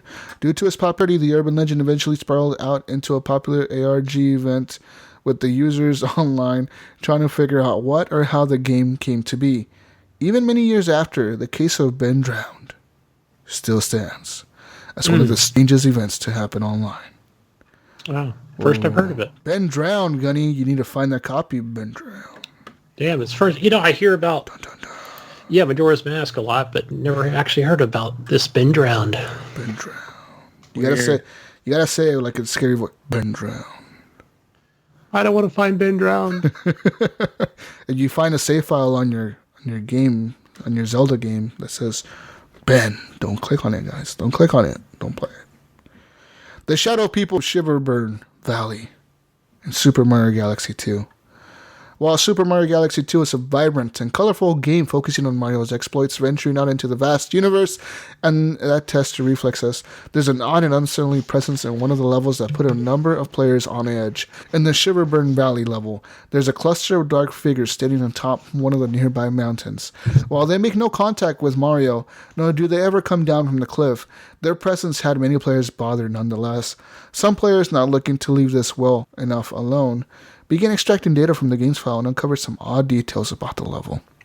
According to people that sifted through Super Mario Galaxy 2 data, the file with the image of the Shadow People is known as Hell Valley Skytree, giving players the impression that this could be part of something hidden in the game. This caused many players to look around the stage for clues and hidden passages, though none were never found. Despite many fans strongly believing that this has a connection to an elaborate secret held within the game, the Shadow People standing on top of the mountain are never seen again after Shiverburn Valley. Wow. What makes this particular event so unusual is that it often conflicts with the style and visuals set by Super Mario Galaxy, making the shadowy people really stick out. While claims that there were remnants of a lost level for Galaxy 2 are still common, with clues pointing to Hell Valley being a level that's no longer in the game, there's been nothing conclusive. Nintendo, unfortunately, hasn't been much help, choosing not to comment on the strange presence in the level. With no comments from developers, this has left fans to come up with their own theories and ideas of who the Shadow People are. The Shadow People. Shadow People. They only live in the shadows. They stand on the mountain with the shadows, guys. Come on. Creepy. Come on. Dun, dun, dun. You guys are believing these? These are hitting... You guys are believing my stories? I didn't see the images. Oh, bro, you gotta find the Shadow People. You gotta go play the game. The search for the elusive Bigfoot of San Andreas. There we go. Grand Theft Auto San Andreas. At the time of its release, the tracks. Grand Theft Auto San Andreas was the biggest game in the popular open world series, featuring 3 distinct locations along with deserts, forests, and coastal areas surrounding the main cities. And there was a lot of ground to cover. Because of this, players claim to have seen some rather bizarre sights and oddities while traveling, such as a strange rundown car with no driver, and derelict houses with a strange presence inside.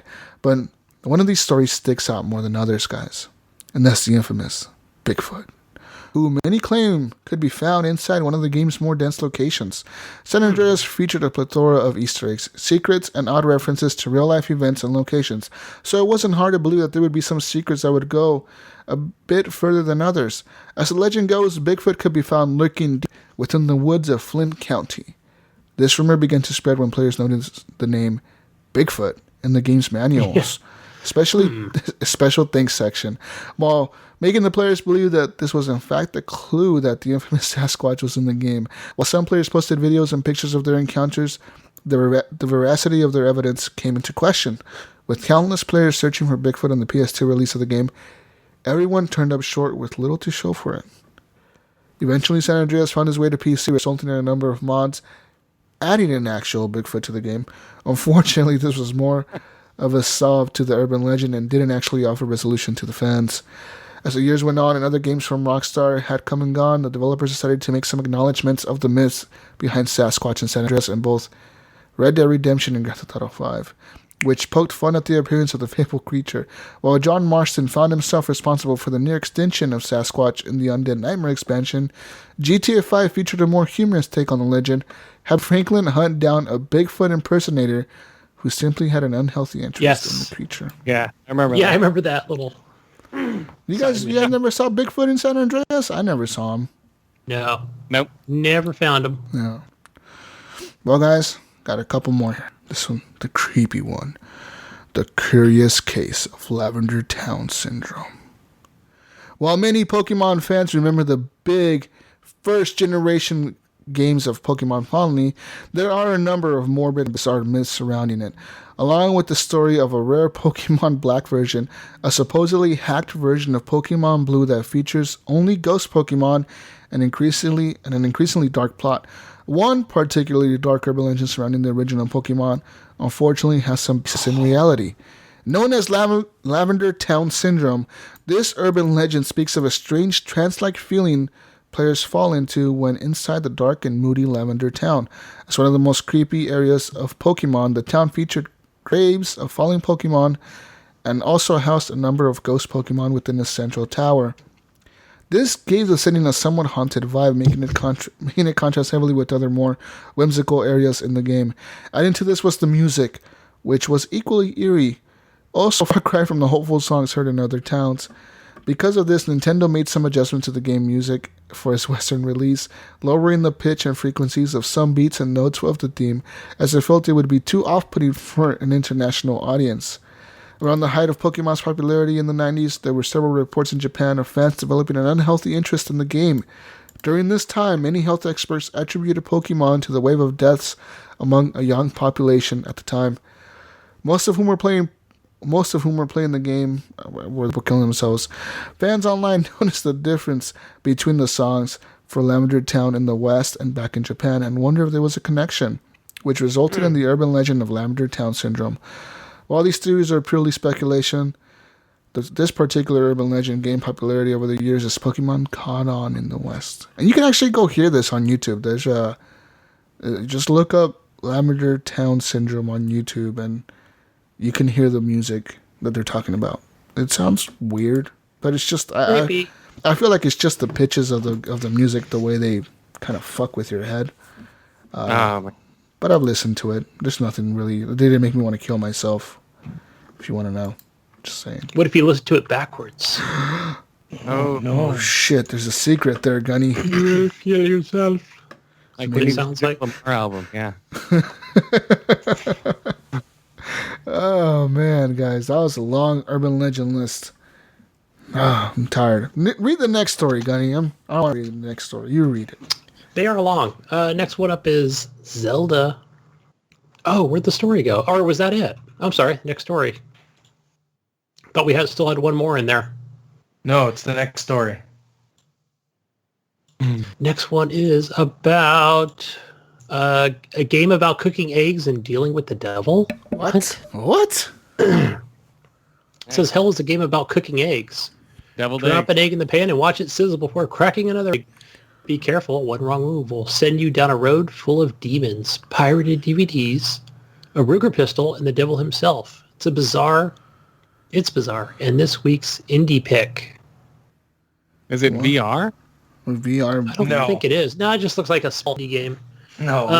Yeah. 8-bit, yeah. 16-bit. Yeah. A game by its cover. Should be in the notes there. Game Jam. Oh, yeah, I see it.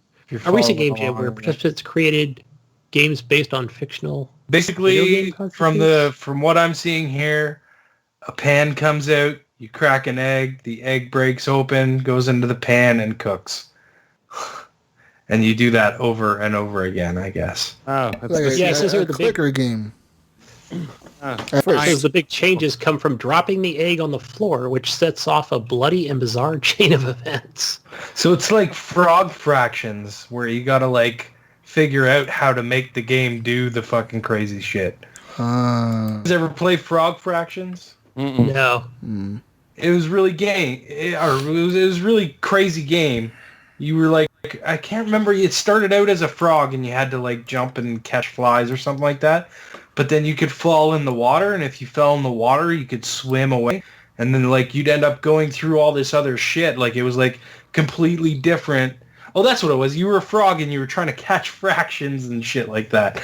And then if you fell in the water, you could swim away, and like the game just went in this weird different direction.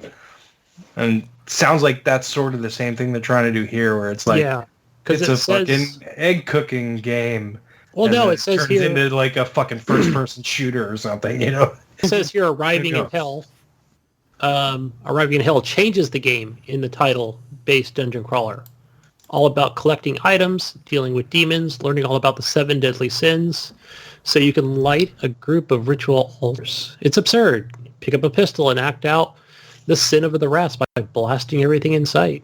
You envy a lecherous man's dubious DVD to learn the sin of lust. You gobble down dozens of hamburgers to become an embodiment of gluttony. So they won't spoil what happens if you learn all the sins. Oh, okay, I get it. Yeah. So it's a weird game. Yeah, cooking eggs and dealing with the devil. All right. Starting. Alrighty then. Let's see. That's crazy. The next one here is from THQ Nordic, reveals that new survival game, Fade to Silence. I did watch that trailer. It looks like the other survival games on Twitch, early access. Again, we kind of touched on this a little bit. Yeah. During the Game Award Black talks. Forest said to come to Steam. It's basically, survive the environment from the elements, fighting not only the hunger and monsters, but also nature itself. So there's dog sleds in the snow. It must be in Canada, right? it's got to be there, hey? Yeah, it'd be up So here, it's probably near Toronto or up north of it. They're gonna have a freeze meter. Yeah, probably. Once your balls freeze, you die. Yep. Oh yeah, they'll have a ball freeze meter. Yeah, I don't know. Hey, what's this? I've been hearing about this a lot lately. Bitcoin. Yeah, it's Investors to resemble tweakers. it's a currency online. It's a currency. It's a microcurrency. It's like there's or a digital currency. Yeah. Mm-hmm. And basically this article says that it's basically crazy watching Bitcoin, how it, you talk about it going up to 15,000 and then all of a sudden by the time you're done talking about it, it's up another 1,000 all of a sudden, like it keeps going up and down and up and down. And it says here that it says here that it's listed as number 13 on the 30 risks to markets in 2018. So basically they're saying, it's basically a very high risk if this all of a sudden Bitcoin crashes. Yeah, it'll fuck up the economy because so many people have invested so much in Bitcoin. I personally don't invest in Bitcoin. I don't plan to, and I don't know if you should because there's so many people doing it. But the thing is, it's backed by nothing. Literally, nothing backs it. There's no gold backing it, no oil, no country. It's a made-up currency. Yeah, it's someone so made it up. Weird. And the crazy thing is, the person who made it up, no one knows who he is. He's never this guy has never come out in public and on Wall Street and said I'm the guy who made Bitcoin. Come invest in my company. Come work for me. He's never come out and said it. So some dude, I forget his name. He's a Japanese person because his name is very Japanese. Yeah. Yeah, Bitcoin's crazy, man. I remember when it blew up in 2011. Yeah. When I was just starting to hear about it. My buddy invested, and he has a lot of money now. Yeah, if you jumped on it back in 2011 and knew what the hell you were doing, and had your Bitcoin mining computers all set up, and you had the the bandwidth to have them going 24/7, you could have a lot of money at this point. Yeah, but I don't know how any of that shit works. Neither do I. Yeah, and I was it says here in this article that just the other day on Thursday, Bitcoin went from it went from 13 or 12,000 to 15,000, and not 5 minutes later it was at 20,000, and then all of a sudden 30 minutes later it dropped back down to 15,000. So they're we don't know what controls this. We don't know how it works. Well, it's controlled by the black market. Yeah, it's crazy. Dark web. That's what it's controlled by. Yeah, it's controlled by the dark web. It's controlled by pornographers, the child slave buyers, the people who buy cocaine and guns and DMT and whatever else off of the internet. That's who controls it, and that's who's using it. The black market, man. They're buying guns, they're buying children, they're buying slaves, they're buying everything with it. That's why it'll never be a real currency. Yeah, it's a black market currency. Which is wild because it's worth a lot of money. Well, no. Yeah, I see a lot of opponents in this. It is a real currency now. Well, you can. If I go to downtown Toronto, I can walk into a store and pay for things with Bitcoin. You can. Yes. There's bank machines that I can take Bitcoin money out of. Yeah. Nice. It's a fucking currency now. It wasn't it was just this mysterious fucking thing that showed up out of nowhere, but it's actually being taken serious now. Does the stock market look at it as a viable currency though, or no? You can't. I mean, I don't know. I'm not a stock. That's what person, I mean. so. It's not like in the stock market. That's what I mean by being a currency. Like you can't go to the stock market and go, hey, I want to bid on 500 Bitcoin today. Yeah. I don't think you can do that Probably yet. part of other things. I know you can buy it off of there's like websites you go on and you buy a percentage of a Bitcoin, and you can invest as much as you want. You could buy like $50 worth of Bitcoin, and they'll give you like 0.0001% of a Bitcoin, and now you own that. They have billboards in Silicon Valley for Bitcoin. Yeah, I've seen those. It's pretty wild. But I don't know. All the micro-dosing computer programmers out here are using Bitcoin. Yeah. Those are the ones using it. Because there's need that to cross the big bridges thing now. about the new graphics cards will like help with that or something like that, and there was like shortage of graphics cards recently. I can't remember. There was a story about it. I read. For mine or what? Yeah, they were using them to mine shit. Yeah. I've actually, for a while there, I was listening to a podcast about like the dark web, and these guys who live in like China, they legit bought their own like their own dam, like their own hydroelectric dam, to connect it to their warehouse where all they run is Bitcoin computers. That's all they do, and they make like $40,000 a day or some ridiculous amount of money. Yeah. That's every day they make like $40,000, like clear. Like that's a normal day. Like, how much did you make today? 40,000. Like every day. And yeah, they own their own power plant. Like that's how much power they need to run computers all fucking day long. Wow. Non-stop. yeah, that's the downside. You need power and bandwidth. Yeah, and I wonder like what happens if like all of a sudden Bitcoin is nothing. Like, that it crashes. They talk about that on the article. Then a lot of people who invested into it, a lot of people who invested into it are going to lose everything.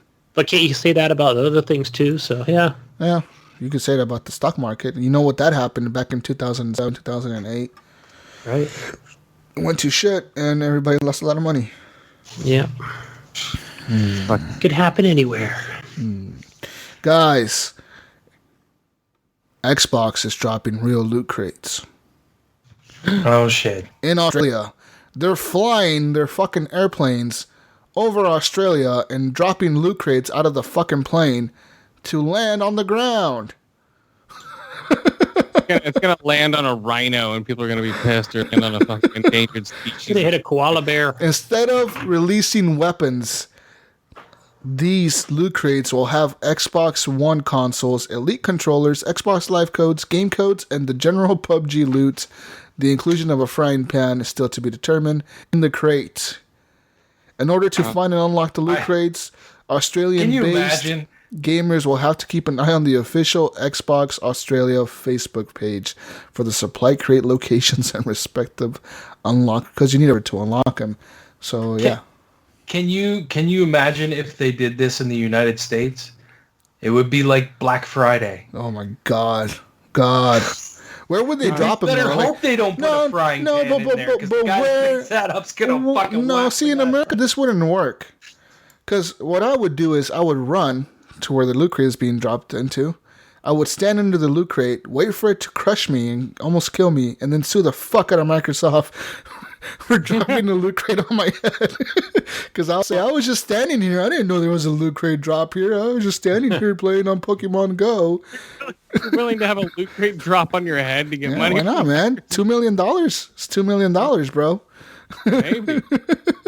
Fuck Bitcoin. Standing over here, mate. Fuck Bitcoin. Just sue Microsoft. Just sue Microsoft. Fuck Bitcoin. Shrimp on the bobby. I don't know. And it's funny because Australia is the least violent country of all. They have green for blood in their video games. Yeah. And they're trying to push a violent game? That doesn't work, man. Yeah, it's a bit weird. They're totally against gun violence. And they're pushing No, there's so much they're more against like gore. Yeah. Green blood. Death is okay, but gore no. Yeah. You get some Tone it down a bit, mate. Yeah, green gore, no thank you. Green blood, come on. What is it? Everyone's an alien? That's the fucking deal. Microsoft actually released a trailer for this. And they show like these people, like a guy, like and a girl and another guy. Chasing the thing They're down. like fucking loot crates like falling out of the sky, like smoke coming out of it and shit. I saw that. Oh, there it is, mate. It's the loot crate. The loot crate. Get the buggy. Let's roll. Oh fuck! I can't wait to hear the stories of that. Man, those Xboxes are gonna be full of fucking dust and shit. I gotta say, I'm watching this now, and they actually portray these people are not athletic people. They're running after this loot crate. Kind of like crouching down like at the hell. Like those guys would have been out of wind by the time they got over the first hill. It would have been like, fuck great, man, I can't make it. I think Aborigines are gonna be playing Xboxes. Yeah. These things off. Yeah. I think that's Throwing what spears at the natives. Come on. Yep, it's gonna be The Gods Must Be Crazy 3. They Yeah. drop Xboxes. No, it's Coke bottles. It'll be Xboxes. Yep. Oh man. Yeah, fucking abos, man. That'd be crazy. Yeah, I don't know. It's not gonna work. How many are they dropping? Does it say 10? 20? 3? No, it doesn't say. You probably just have to watch their Facebook page and like, oh, we're dropping a loot crate in 20 minutes. Remember when BioShock did it with what is it? Mass Effect 3 or 2? When they with dropped the balloons? Yeah, with the balloon. The Bay Area? Yeah. That was there in San Francisco, I think, right? Or Alameda? Or That turned out really bad, man. yeah, they had to clean all that up. I'm waiting for Microsoft to be like, we're dropping this in the middle of a lion pit. Good luck. I was waiting for like I was thinking about like Saw type mazes for brand new consoles and stuff. Oh, shit. People would do it. Yeah. So, I want the PlayStation 5 here. Go through this razor blade maze with barbed wire. Do it.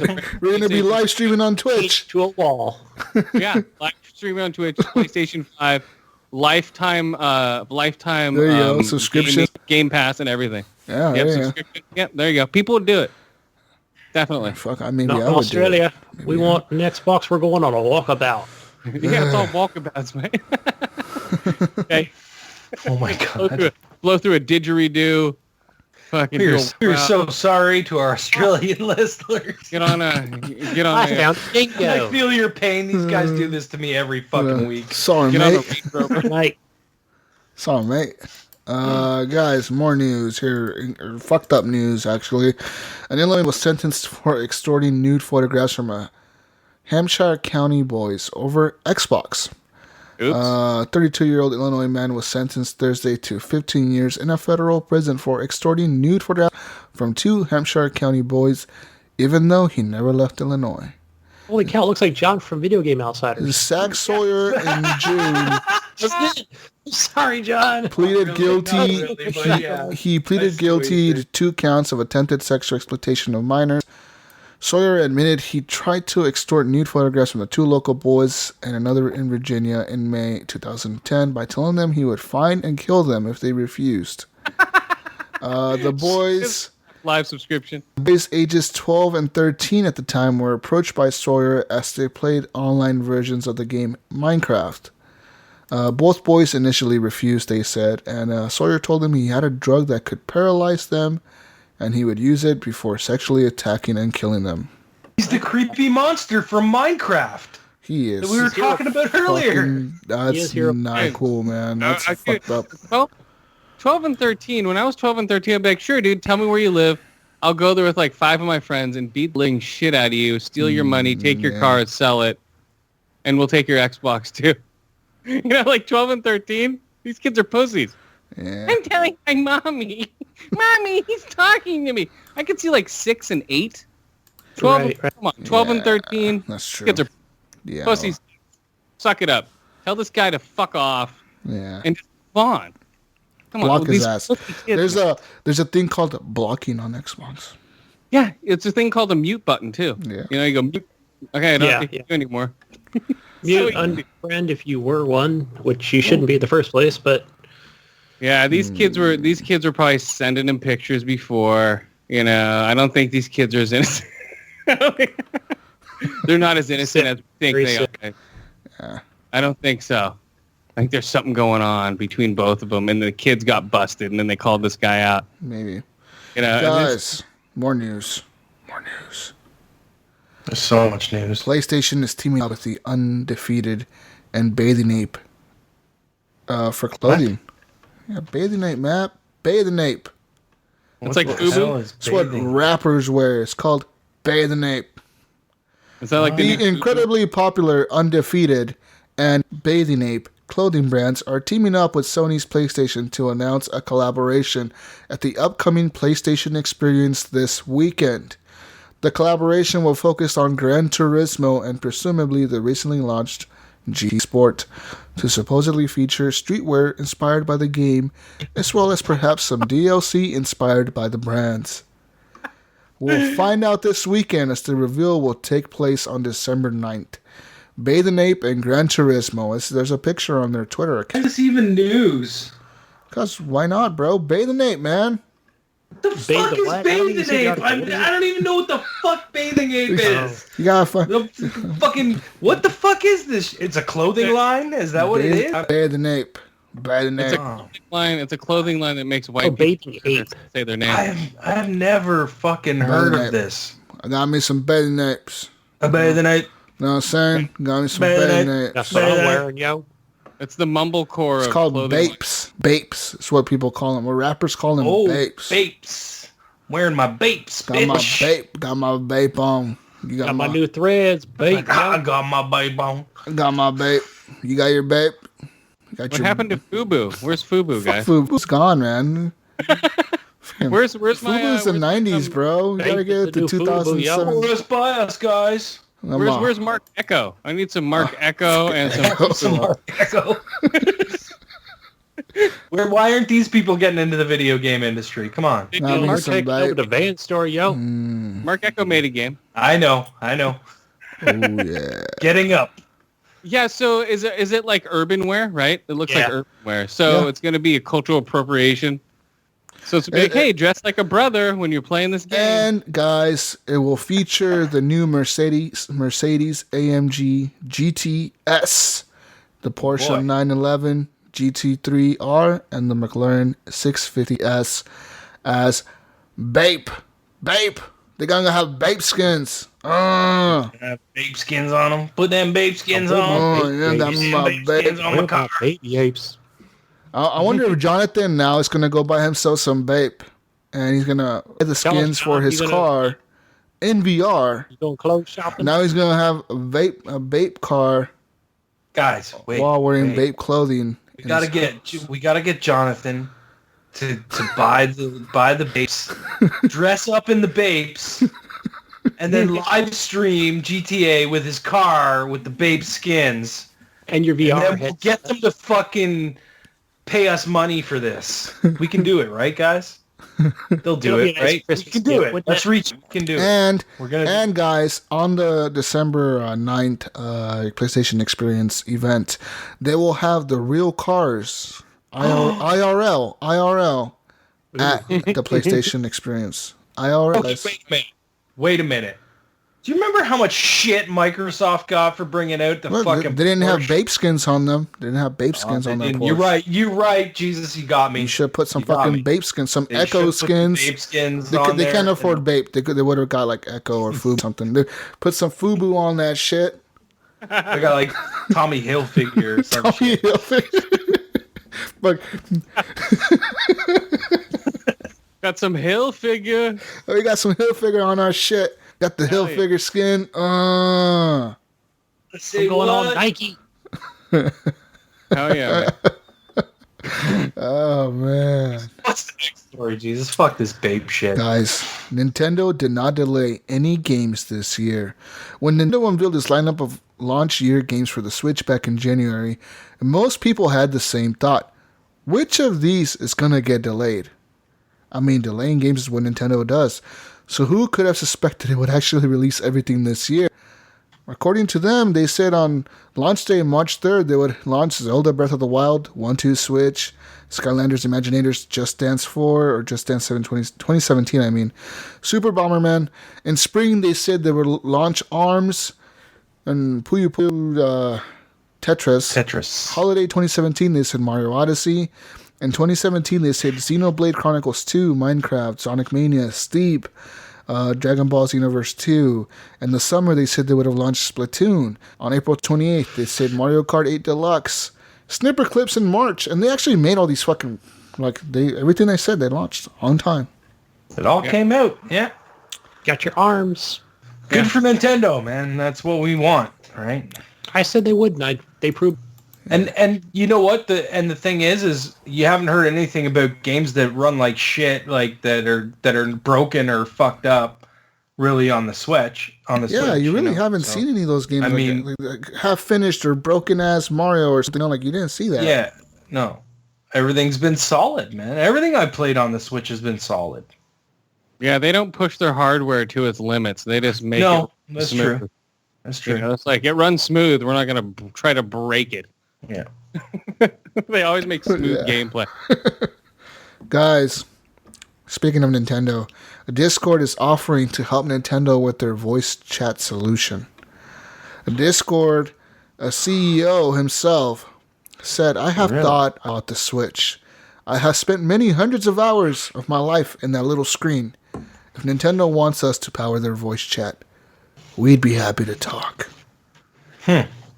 And well, that would be interesting. Guys, I just don't think Nintendo wants to have an easy voice chat thing. I don't think they do. They probably don't want to because they know how fucked up the internet is. Yeah. They're like, gonna have some little kid, fuck you, I fucking kicked your ass in fucking Mario. Like, they don't want that shit, man. Mom last night. Yeah, they don't want that, yeah. No. They don't need it live at all. They don't. People will still buy it. They don't need chat. Yeah, People will still buy Nintendo. Yeah. I mean, personally, Nintendo more of a single player place for me, anyways. You know, I didn't really like ARMS or Splatoon. So I mean, they weren't really for me. Mario Kart was all right. I mean, I didn't really play much online with that either. It was more just playing local, multiplayer. And then there's, Zelda and Mario, which are both single player games, right? So, yeah, I don't know. Voice chat, I don't care about it on the Switch, to be honest. But I could see if they tried to come out with like a cooperative sort of game where people had to work together. You need it, you know what I mean? It has to be there. Yeah. So. True. You don't need to build chat this around for Splatoon. Yeah. Yeah. But it had it. Yeah. You had to buy some crazy dongle thing. I don't know. Let's talk some Throat Baby here. Twitter reacts to Norman Reedus's Throat Baby in depth. Oh, I didn't like that. I didn't. Video. Video game features Norman Reedus with a baby in his throat, and people are freaking out. It's a baby. It's like is a unborn baby inside Norman Reedus. What the fuck? Yeah. Down his throat, giving him the thumbs up. Yeah, thumbs up. I'm a baby. He's like, thumb, and all of a sudden he's like, I have big black eyes because I'm a fucking baby. I have big black eyes. Yeah. Users were quick to focus in on the tiny human stuck in Reedus's character's esophagus in the trailer, which offers more questions than answers. The camera zooms into Reedus's throat, revealing a baby, which then turns and gives the thumbs up. I got the plot for this around game. The 6.5 hour mark. I got the plot. Norman Reedus is a transgender female that became a male that is fighting all the males because they don't like transgenders. And he has powers because the baby that he has inside of him gives him powers. And the person who got him pregnant when he was a female, she was a female, is the main evil guy. And his name is not Snake. His name is Anaconda. Anaconda got him pregnant. In his throat. And Anaconda is the person who has to die at the end of this game. And Anaconda don't want none unless you got buns, huh? And then Nicki Minaj is going to make a cameo in the game. DLC. Is that what's going to happen? It's going to happen. Same. It's just weird for weird's sake. I don't know. What are they saying? Did they zoom into the baby yet and see Guillermo del Toro giving a thumbs up? Oh, maybe we need to do that. Watch next week. That's what's going to happen. To zoom in, you have to look into the eyes of the baby to understand what's going on in the game. Yeah. Uh-huh. Oh. It says here, guys, that the Death Stranding baby appears in other parts of the trailer. And then It's the weird thrill reveal that has Twitterverse both baffled and appalled, turning the tiny tot into a meme. Meme? Maybe if his dick was a baby, that would be weird. You know, like he pulls down his pants and where his dick should be, it's like a baby coming out of his crotch. No, I was just the arms and the head. Well, I thought it would come out of his ass, but okay. I was gonna say to continue with the eye thing. You know, you look into the baby's eyes and you see Guillermo del Toro giving you the thumbs up, and then if you look into Guillermo del Toro's eyes, No. you see Kojima giving you the thumbs up, And then you look into Kojima's eyes and you see Konami's CEO. and you see space. Then you see Norman Reedus bending over backwards. And then you zoom in again into Norman Reedus' asshole, and you see Sony's CEOs counting money. Well, no. The zoom in of Inkter is the first texture of the first map. Oh man, we're breaking down Kojima. Norman Reedus' butthole to make this It's game. the first map of the game. They laser graphed his asshole and then they recreated it as a map for the game. That's how intense Hideo Kojima is. We made a unique map this time around. We used unconventional design to bring you the best experience. We're very hard on this. You thought water tech was the shit. See this. Sphincter tech. Oh yeah, guys, here we go. I got the 9 iconic video game wearables, and how long until we can have them. Number 1 on the list is the codec from the Metal Gear franchise. That's the thing that's like, Snake, I need you to do this, blah, blah, blah, blah, blah, blah, blah, blah. Yeah, well, I mean, what is it? Is that a radio? Is it a walkie-talkie? What is he? What the fuck is he using? I thought it was like a... It's loud, though. I don't know. Wait, I thought that was FaceTime. Guys, Apparently, Colonel Roy Campbell told Snake the codec directly stimulates the small bone of your ear. No one but you will be able to hear it. So it's like a thing inside your ear. It's, what do you call that? Nano The Bluetooth? microchip. Except it's not Bluetooth. Inside your ear, though, Gunny. The jawbone. Whatever. It's in your bone. Yeah, it's in your bone. So you can hear it.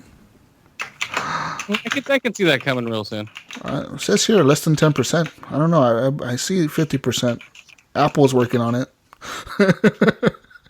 The Apple ear bone? The Apple ear bone. The eye bone. Yeah, eye bone. The alcohol patch from Grand Theft Auto 4. Well, what the fuck is this? Apparently, this is like an alcohol patch. You observe alcohol through a patch. Isn't that possible already? You vape alcohol now. Oh yeah, that's right. They have vaping alcohol. Have you tried that? I haven't tried that, no. I'm sure that's big in Oregon. It'll probably fuck you up. Vaping, put some vape alcohol in shit and drive to work the next morning and you're fucking vaping that shit. You'd be fucked up. That's weird, man. Yeah, I could see them doing the patch. They're already doing. They're working on like insulin patches for people with diabetes. Yeah. They're working on that type of stuff. So I could see that happening. I could see that happening too. Actually, the alcohol patch. Yeah. Yeah. Oh yeah. The alcohol patch. Well, people are shoving tampons full of alcohol up their asshole. So yeah. So yikes! It's like halfway there. Yeah. So that's like the better version of the. Yeah, you haven't seen that, Gunny? People like do like those bong, like, like you could, you know when you chug like a shitload of alcohol, like with the pong, those fucking beer Oh bong? yes, okay. But they stick it in their ass upside down, so like they're upside down chugging beer. No. With the tampon, they soak the tampon and then they shove it up their butt. Yikes! Yeah, but I've seen that too. Butt chug. Huh? Butt chug. The butt chug. No, Yeah. No, it absorbs quicker into the bloodstream. Yeah. And you get alcohol poisoning that way and die because you can't regulate your alcohol intake. Fuck. So Ridiculous. fun all around, I'll kid. keep that in mind. Yeah. When I go to buy tampons. You gotta do that. Keep that in mind. How much alcohol can this tampon hold? That's going to be my first question to the clerk. But they actually have like aisle 4? they have an answer for you. Like, well, actually, I used that one the other day, and it holds about 3 bottles. My God. I'm just going to say these are for the wife, just so you know. Guys, another piece of tech that we might see or might not ever see is the laser watch from GoldenEye 2000 or GoldenEye. Remember GoldenEye? He had the laser watch, so you could like shoot things and open up things. And Yeah. I don't know if that'll ever happen. That shit, I can see like bad things happen. Like you twitch your hand real quick and you cut through your fucking hand.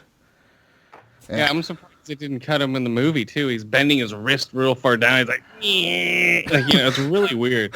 Sweet organs, right? Yeah. I don't know how much that'll happen. I think that's less than 10% on that one. Less than 10%. Yeah, people just laser somebody's face off. And they're like, whoops, sorry about that. Kill their buddy in the cubicle next to him or some shit. Right? They're going to laser their cats when they're trying to pet them. Boom, right through the cat's See, you face. can just go up to your boss and ask you what time it is, right? Zap! Oh, let me check that for you real quick. Be like, whoops, sorry. Sorry, You got one of the good eye. Oh, sorry, eh? Sorry, boss? Yeah, you get way too many people with that laser. Guys, how about the stealth camouflage from Tom Clancy's Ghost Recon Future That was pretty Soldier? cool. That was Actually, I believe that this is actually already being made by the U.S. I've Army. seen the jackets of that Yeah, stuff. where they have it, like they have already kind of made. They've been working on this since like 2000. I remember reading about this like in 2004 that they were working on this shit back then. So, ever since Predator in '87. I could see this.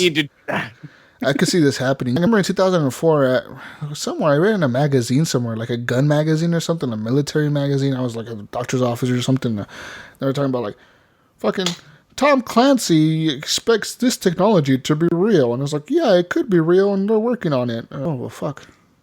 Yeah. I've seen jackets of it. Yeah, I don't know about full. Have you seen those videos on YouTube, like the guy who's invisible and he blows up a tank? Have you seen that video? No. There's a video on YouTube where like, where was it? What country was it? I think it was Iraq. Either Iraq or Afghanistan, one of those two. And there's like U.S. Army soldiers fighting against somebody, and there's an enemy tank. But all of a sudden, the fucking tank blows up from the inside. Like somebody dropped a grenade in there, and like the inside of it blows up, and it kills everybody in the fucking tank. But like these, supposedly in the video, they zoom in, and you can see like a figure or something like kind of blurry moving across. But it's see through. You could see like the wall behind it, but it's like somebody's wearing like an invisible suit, and they're like walking, running up there, and they just run up there and drop a grenade in there or something, and it blows up. It's fucking trippy. I don't know. It could be already happening, guys. We don't know this. Probably. All the stuff we know about was like 20 years ago. Yeah, it's like iPhones. We had those 20 years ago. Yeah, that's what it is. Yeah. How about an added reality interface like in Heavy Rain? Remember when you're playing detective and you're like, open up like all this shit, you turn on the laptop and like everything comes out, and you can like. See, this game should have came out with VR, right? Might be a re-release. No, more of an AR thing than a VR thing. It seems like it's gonna. I see this happening because I see the way HoloLens is, going. I could see this happening. I can see like a 80% chance this happens. I say. Yeah, only if you wear like a HoloLens. Yeah. Yeah, see that? Like you open your laptop and then it's poof, HoloLens enhanced. Yeah, everything's around you. Your Facebook. You're in the Facebook. And I see games on the Windows 10 store where you can actually buy the headsets now. Yeah. Microsoft's They actually getting have sued games by for VR, people. AR, excuse me, on Windows 10. Yeah, they have they have a display at the Microsoft store at Stanford over here for the AR headsets that you can try out. Still expensive as all hell. Yeah, they're $400 to $500. Yeah, fucking ridiculous. How about the nano suit from the Crisis series, like that armor suit that like, gets shot and like it stops the bullets? I can see that happening already too. Yeah. Yeah. I can see. Yeah, just because of all the nanotechnology we're seeing now with the suits, and DJ Blazkowicz even has a nano suit on. Yeah, he does, right? Yeah. Right? Yeah, that's what it is. It's What keeps him walking around. Yeah. Even though he's crippled, he's up and running around, jumping and beating people up. Yeah. Yeah, I can see that happening. We say yes on that one, guys. How about the nano augmented vision from Deus Ex? Or how about augments in general, like Deus Ex augments? Like, put a chip in your head and now you fucking know everything about this. Or like, let's put a new arm on you because you're a factory worker and you need this hammer on your hand all the time. Yeah, I could see that. I could totally see all that happening. Yeah. New arms and new heads, because we're basically attached to our phones anyway. What's the difference between implanting it into our heads? Yeah. You wake up, look at it the first thing regardless. So why don't you wake up and test your temple and scroll through your internet? Remember that guy in that movie Flash Gordon? Was it Flash Gordon where the main guy in the villain's ship or whatever, where he like tore his little headset off his eyes? Oh, wow. And like everything went down. All computer systems. I think it was Flash Gordon. That's crazy. Jeez, I haven't seen Flash Gordon in so many years. Yeah. Being the Merciless. Yeah, okay. Yeah. How about, I don't remember if that was him. Yeah, I don't. How about the Omni tool from Mass Effect? The Omni tool. Yeah. That was a nice touch to it. Yeah. I don't see this. It didn't like open up a whole new screen, which was kind of cool in the game. You think it'll happen though? Like something more like they're doing stuff. Yeah, press they're doing it and stuff. then zoom, like screen pops up and you're like tapping the screen like. I think we see They're doing stuff that's so thin that it just wraps around your wrist and it's like a fucking watch, like phone thing. They with do like have, Yeah, they do have projected keyboards also. Yeah. Yeah, they have keyboards that are projecting, and you just tap on your table, where the keyboard would be, and it's just light. So I could see that. Yeah, probably. Yeah. Maybe. But or they'll just bypass it and do something way beyond that. Right. Like they'll be like, like the camcorder, or I don't know. They'll probably. I think they're gonna do more implant before they do something on top of the skin, like an Omni thing. Yeah, I think people would be more up for an implant just because people are into tattoos, make it look cool, like an art piece. Yeah. Omni tattoo. Yeah, Omni tattoo. Yeah, that's fucking crazy. And the last but not least, the Evoker collar from Persona 3. So apparently this is a collar that people wear, or dogs in the game, that you can summon things with your thoughts. Which is weird. So you summon like brain demons from your head into the world. I don't know how this will ever happen. So you like summon things that you imagine? Yeah, that's called crazy. Yeah, I don't know. I don't know. No. I don't see this at all. No Jesus. Fucking way. What the fuck? Who made that one? The last one? Jesus. But yeah, I mean, I don't know. I see the nanotech shit, the invisible shit coming out for real. The inside your ear thing, I don't know about that. Maybe a chip in your head is more likely than that. Yeah, I think so. The HoloLens, that's already happening, so that's for sure gonna be like a thing. Maybe if it ever drops in price. But that's it, guys, for news. Thank God. Yeah, that was a lot of news. Guys, the live show is done. I know, it's crazy, yeah. We hit our 4-hour limit. Yeah, I saw that. On Facebook. Yeah. So thanks for joining the live chat, everyone. Yeah, but guys, move on to Facebook questions. Facebook questions. You can leave us questions over at the Horrible Gamers Podcast community. That's our group. You join it every week. We post on there like, hey, leave us questions for the show. And we got questions this week from the listeners and the group members. Coming in first here, Jesse Martinez asked, do you guys think the Dolby Atmos app on the Xbox One's market for headphones is a legit enough piece of tech to warrant a purchase? Also, is it possible that it will be supported by enough game developers? Oh, man. Good question on the game developers. I believe it's a good app. I have it. I bought it. It's $15 and you get it forever. As long as they keep the app on the Xbox, right? So they could take it off whenever they want to. I don't know if developers are going to support it, though. That's the problem. They should, but I don't know if they will. I wonder how much of a cost does that add to the game, like once you're making it, to like add like, this spatial surround shit, virtual surround. I don't know. Well, all the new Blu-rays and stuff are coming out with the Dolby, right? Yeah. With Atmos. But unless you have 10 speakers in your house, you're not going to be able to utilize it for shit. You need 4 speakers. You need 7.1. It's 10.1 surround sound. So it's 7.1 plus 4 speakers on your ceiling.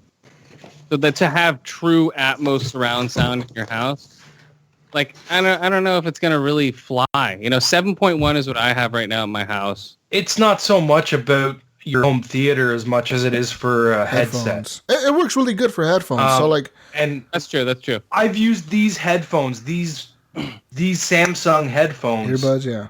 It just earbuds, and it's amazing, like the difference it makes. I was like, wow, that's actually pretty crazy. I was talking about I was fucking playing Sea of Thieves, and I was like cruising around on an island, and when you're going through the bushes and stuff, and you hear flies like flying around you, I actually fucking swatted at a fly because I was like, what the fuck?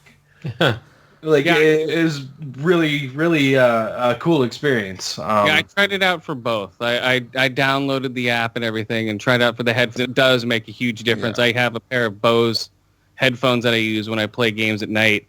And yeah, it makes a huge difference. And it makes a big difference on my 7.1 regular system too.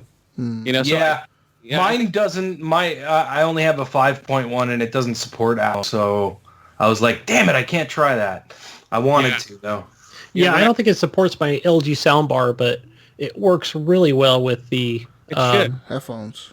The Turtle Beach that I have, like the Elites. Those work really. They sound really good with Dolby. What makes the difference? What I think is the huge difference is in gaming headphones. I have like a pair of Turtle Beach headphones. They're just stereo, right? But with this app, it basically simulates. It's simulating a surround sound in your head. Like it's fucking kind of, it's trippy, man. Because like in Assassin's Creed is a game that supports the Dolby Atmos, and as you're walking through a city, when I was playing it on my TV, you just hear chatter, right? You just hear like blah blah blah, everybody's talking, and you're just walking there. But if you're wearing the headphones and you have the app enabled and everything enabled for the headphones to support it, and you're walking through the city, you hear like someone talking to the right. Yeah. And someone talking to the back, like to like the corner back there, and you turn around, and as you're turning around, like the sound is moving with you. Like it's fucking weird. It's very trippy, but it's very awesome. And I see that being a big thing for shooters, like first person shooters. Call of Duty, Rainbow Six Siege, Battlefield 1. Imagine Battlefield 1 with Dolby Atmos. That shit would be amazing, dude. But yeah. Yeah. Hellblade. Yeah. There you go. Fuck. A game with voices. Hellblade kind of simulates Dolby Atmos. I wore these headphones, and it was like there was fucking people talking from all over the place. It was insane. And I want to say also, it also is supported on Windows 10 games. So if you do have a Play Anywhere, I believe it's also supported. Yeah. Is it PlayStation now? No PlayStation. No PlayStation. See, that's one thing that Xbox has over PlayStation that no one talks about. But I mean, Dolby Atmos changes noise. It changes, like, it makes any fucking headphone sound like a $400 piece of fucking headphones, in your head. Mm-hmm. You could have like a $50 fucking pair of like cheap ass Turtle Beaches, and it makes them sound really fucking good. Like, it sounds amazing, dude. It's crazy. Chris, remind me if I'm wrong, but I think most headphones, whether it's Turtle Beach or these other companies, where basically you get one speaker in each headphone, but I think the Bose, I think they actually have extra speakers in them? No, on I some of those? have Beats headphones, but I did own a pair of those I bought for a plane flight and then returned them because they're $500. But yeah, they do. They have multiple speakers. But I was thinking, so I don't need to buy a pair of 7.1 Dolby Atmos headset to support this. I can buy any headset. Yeah, you could buy any headset. anything. Yeah. Yeah, it simulates, yeah. Yeah, it's like a simulator. It's like a virtual surround. It's not like, you don't need multiple speakers. It's just somehow the technology that they use simulates the sound. And another game that supports it really, really well, it's Tomb Raider, Rise of the Tomb Raider, the number one. And playing that on the Xbox One X, and the opening part of that game when you find the Lost City and you're jumping on these platforms and things are collapsing, I legit felt like I was in a movie theater. Like, shit was collapsing. It's like, boom. Like, shit was rattling your ears. You're like, holy shit. You're like, what the fuck? I was like, what? It sounds like I'm in a movie theater right now. You know how when you're in a movie theater and something crashes, it's like everything shakes because you're like everything's surround sound? Right. That's what it sounds like, but just wearing like headphones. It's really trippy. But I recommend that you get it, Jesse, if you have the money. But if you don't have the money, I suggest you look into the Windows Sonic that they have on the Xbox One. It basically is Dolby Atmos Xbox version for free. Free. So try it if you want to try it. And I know that Dolby Atmos has like a free trial for like a month or something if you want to try it out. 30-day trial. Yeah. If you only for headphones, yeah. It's not for the home theater. Yeah. The home theater you have to pay for. Yeah. So there you go. Yeah, the home theater was only 15 days for me. Yeah. But I mean, it's $15. $15 is well worth making your headphones from like a stereo sound to like a virtual surround sound. Now you don't need to buy like those Astro A50 mix amp and everything for like $400. You could just buy like $100 pair of headphones and it works. Or use the current ones you have and it works. It's just strange to buy a sound. Yeah. Buy a sound app. Yeah, it's weird. It's weird, man. I'm not used to it. Well, I mean, think about you're buying a $300 pair of headphones. It's kind of the same thing, right? You're buying those to get the best sound. True. $15, man. It'll save you a whole lot of money for games if you go that route. Yeah. Yeah, I'll definitely get it. Brian Tobe Jr. asked, when you're picking a restaurant for a late night snack, is it about cravings or convenience? Fuck. Craving. I'm going. Well, I don't know, man. Cravings, like, what if you're craving like something like fucking Red Lobster? You can't go to Red Lobster in the middle of the night. Or convenience. It's convenience, dude. You just like, hey, what's open? Jack in the Box or you could go McDonald's. You could go to Walmart and buy the Red Lobster biscuits and then have your Red Lobster biscuits if that's what you're craving. It takes a lot more work than just going to like a drive-thru. It does, because you got to make the biscuit. Then by the time you make they're it, so good, and then you pass out because you fucking were tired, and you pass out and you light your house on fire because you forgot the biscuits in the oven. Yeah, just saying. You're not going to cook a 4-course meal just because you're craving it. You'll be like a bag of chips, old hot dog that's been sitting on the fucking twirler at fucking 7-Eleven for 5 hours. I definitely say convenience. Yeah. It's like I go to McDonald's because it's right there around the corner and it's 24 hours. Yeah, $5 for a Big Mac or whatever the fuck, $5. Here you go. 2 for $5. Pick 2. Whatever the fuck. Yep. 2 Whoppers, $6. You're convenient. Yeah. Jonathan Haw asked, how do y'all pronounce these two fighters' names? And also, why would you cement your head into a microwave? Have you guys seen that? Okay. No, I haven't. First, let's talk about the microwave. Okay, so there's a guy in YouTube. He's like from the UK, I believe, or United Kingdom.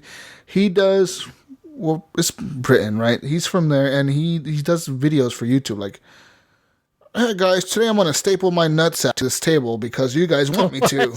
Yeah, or like he'll be like, today I'm gonna light my hand on fire with alcohol because you guys want me to, and then he'll like pour alcohol on his hand, light it on fire. Oh, look at me, I'm doing it for YouTube, and then he like puts it out. He's, I love you guys. Tell me what to do next. So people were like, put your head in a microwave, cement your head into a microwave. So what did he do? He went and got himself a microwave, busted the door off of it, mixed cement, put his head into the microwave in the cement with a bag over his head. He had like a tube that he was going to breathe through that he like put in his mouth, and like he was, I want to breathe through this tube.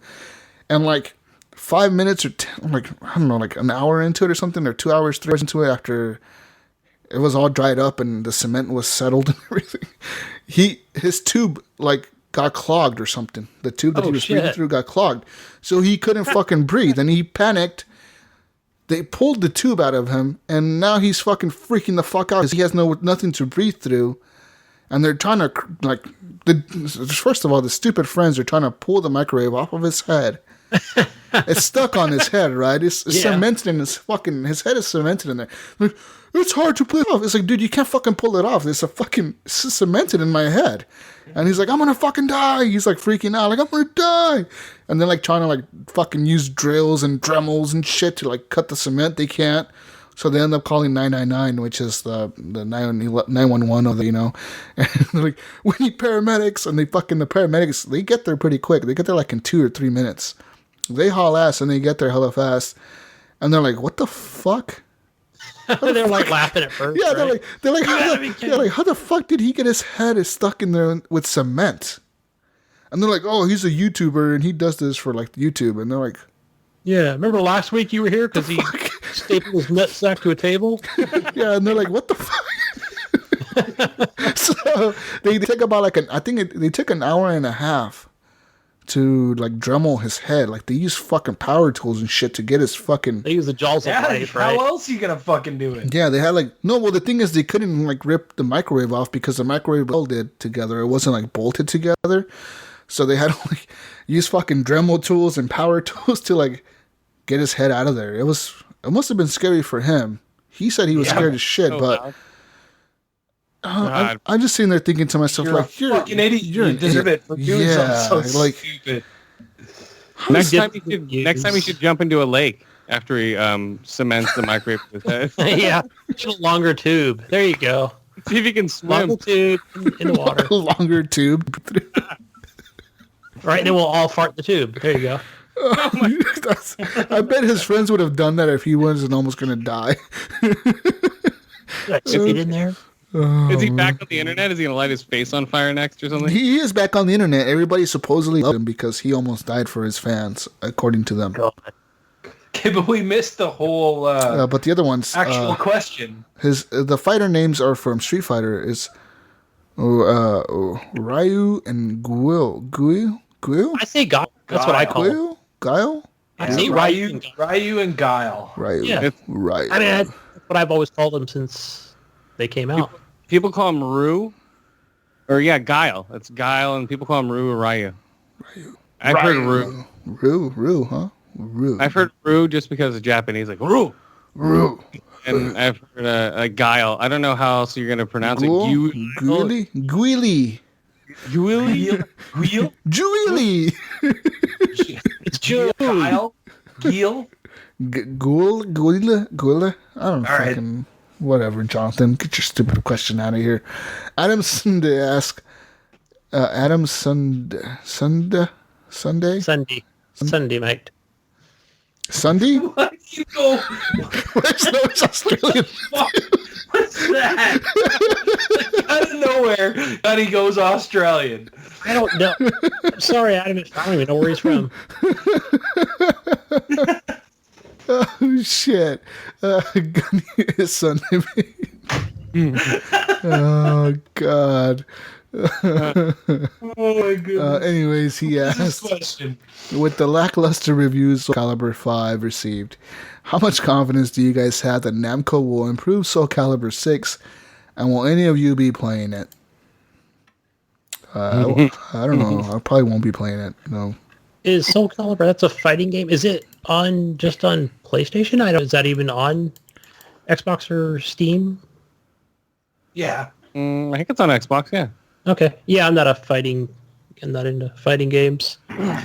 They need to add. They give one away. They're a free one, right? No, you're thinking of Tekken. Oh yeah. Yeah, the Soul Calibur is the one that has like sometimes it has like the special characters like Ezio or fucking Yoda or shit like that. Yeah. Yeah, that's right. And PlayStation had Darth Vader. And Yeah, I don't know. Darth Vader. I don't know. They're old, man. I'm over them. Yeah, I don't really I'm not care. so interested. Yeah. Fighting games are not my thing, and then like especially when they have like online components, because then you think you're good at the campaign. You're like, oh, I'm at this campaign, I'm doing pretty good. And you get on the online, Fucking trash. yeah, and you get online and you get like killed like in 2 seconds. You don't even like hit the person once, and they kill you. So no, I won't be playing it. I'll be Killer Instinct once in a while because it's free. Ultra combo. Evan Tanaka, the rapper, also known as T-Dog420, asked, how long until video games start having advertisements in them? Not long, because it's already there. It's already happened. It's already been there. It's been there forever. Burnout had advertisements for some other shit, like in the game. You remember that? It had like Red Bull or something in there. And then fucking, like, there's been plenty of games that have had advertisements in them. Plenty of them. Yeah, tons of billboards all over the place. Yeah, Need for Speed has had them. Other games have had them. Watch Dogs. Yeah. Watch Dogs has them. That game Mercenaries, there was you had to blow up like 50 billboards. Yeah. Yes. For an achievement. PUBG in China. Remember they had that advertisement? Oh, for that company? Higher speed. Like that. Like the better connection with us. Yeah, woohoo. You keep dying? Go ahead. Buy this internet from us. We'll help you. Yeah. We're not throttling anything. Yeah, so it already happens, Evan. If he means like Maybe commercials. Like a fucking commercial, alongside. like in the middle of the game, like pause the Even game, like through a cutscene or something. pause the game, and the commercial, Coca-Cola commercial with the polar bears comes on. Even that happens for you to play mobile games. Oh, it does, yeah.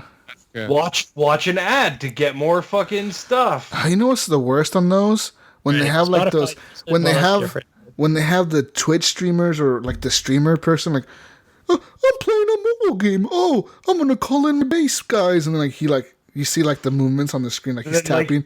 4 screens pop up and his buddies are all there. No, and then he's like talking, and he's like, and now guys, now I'm gonna call in reinforcements, and it's like he's talking just. I'm like, who the fuck streams like this?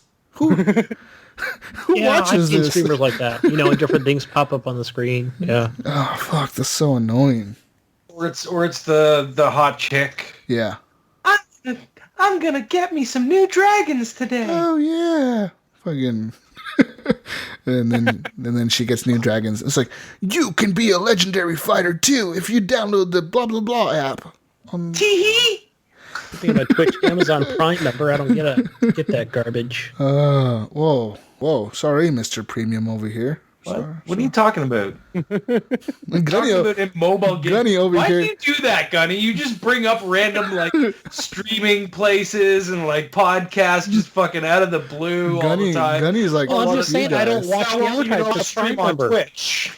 Fuck you guys. I'm a No commercials. Prime member. I don't get Yeah, no but we're not commercials. talking about that. We're talking about commercials. We're talking in about like games, mobile not on games. streams. Yeah. Well, you were talking about streams. But no, like talking about the commercials that are like stream. You've seen those on the mobile phone where like you'll be playing a game and all of a sudden it's like play Dragon Quest blah blah blah and like it'll show like a guy streaming it. It's like there's some Slot streamer machine game like, or whatever. I just opened my brand new dragon. Check it out, guys. Yeah, you won't have to play an ad to enter a new dungeon in the next Assassin's Creed. Yeah. Like, play this ad to get in the dungeon early. Play this 20-second ad, and then you won't be able to mute it. It'll be like, please unmute your TV to continue the ad. It's like, they'll figure out a way to do that. Watch.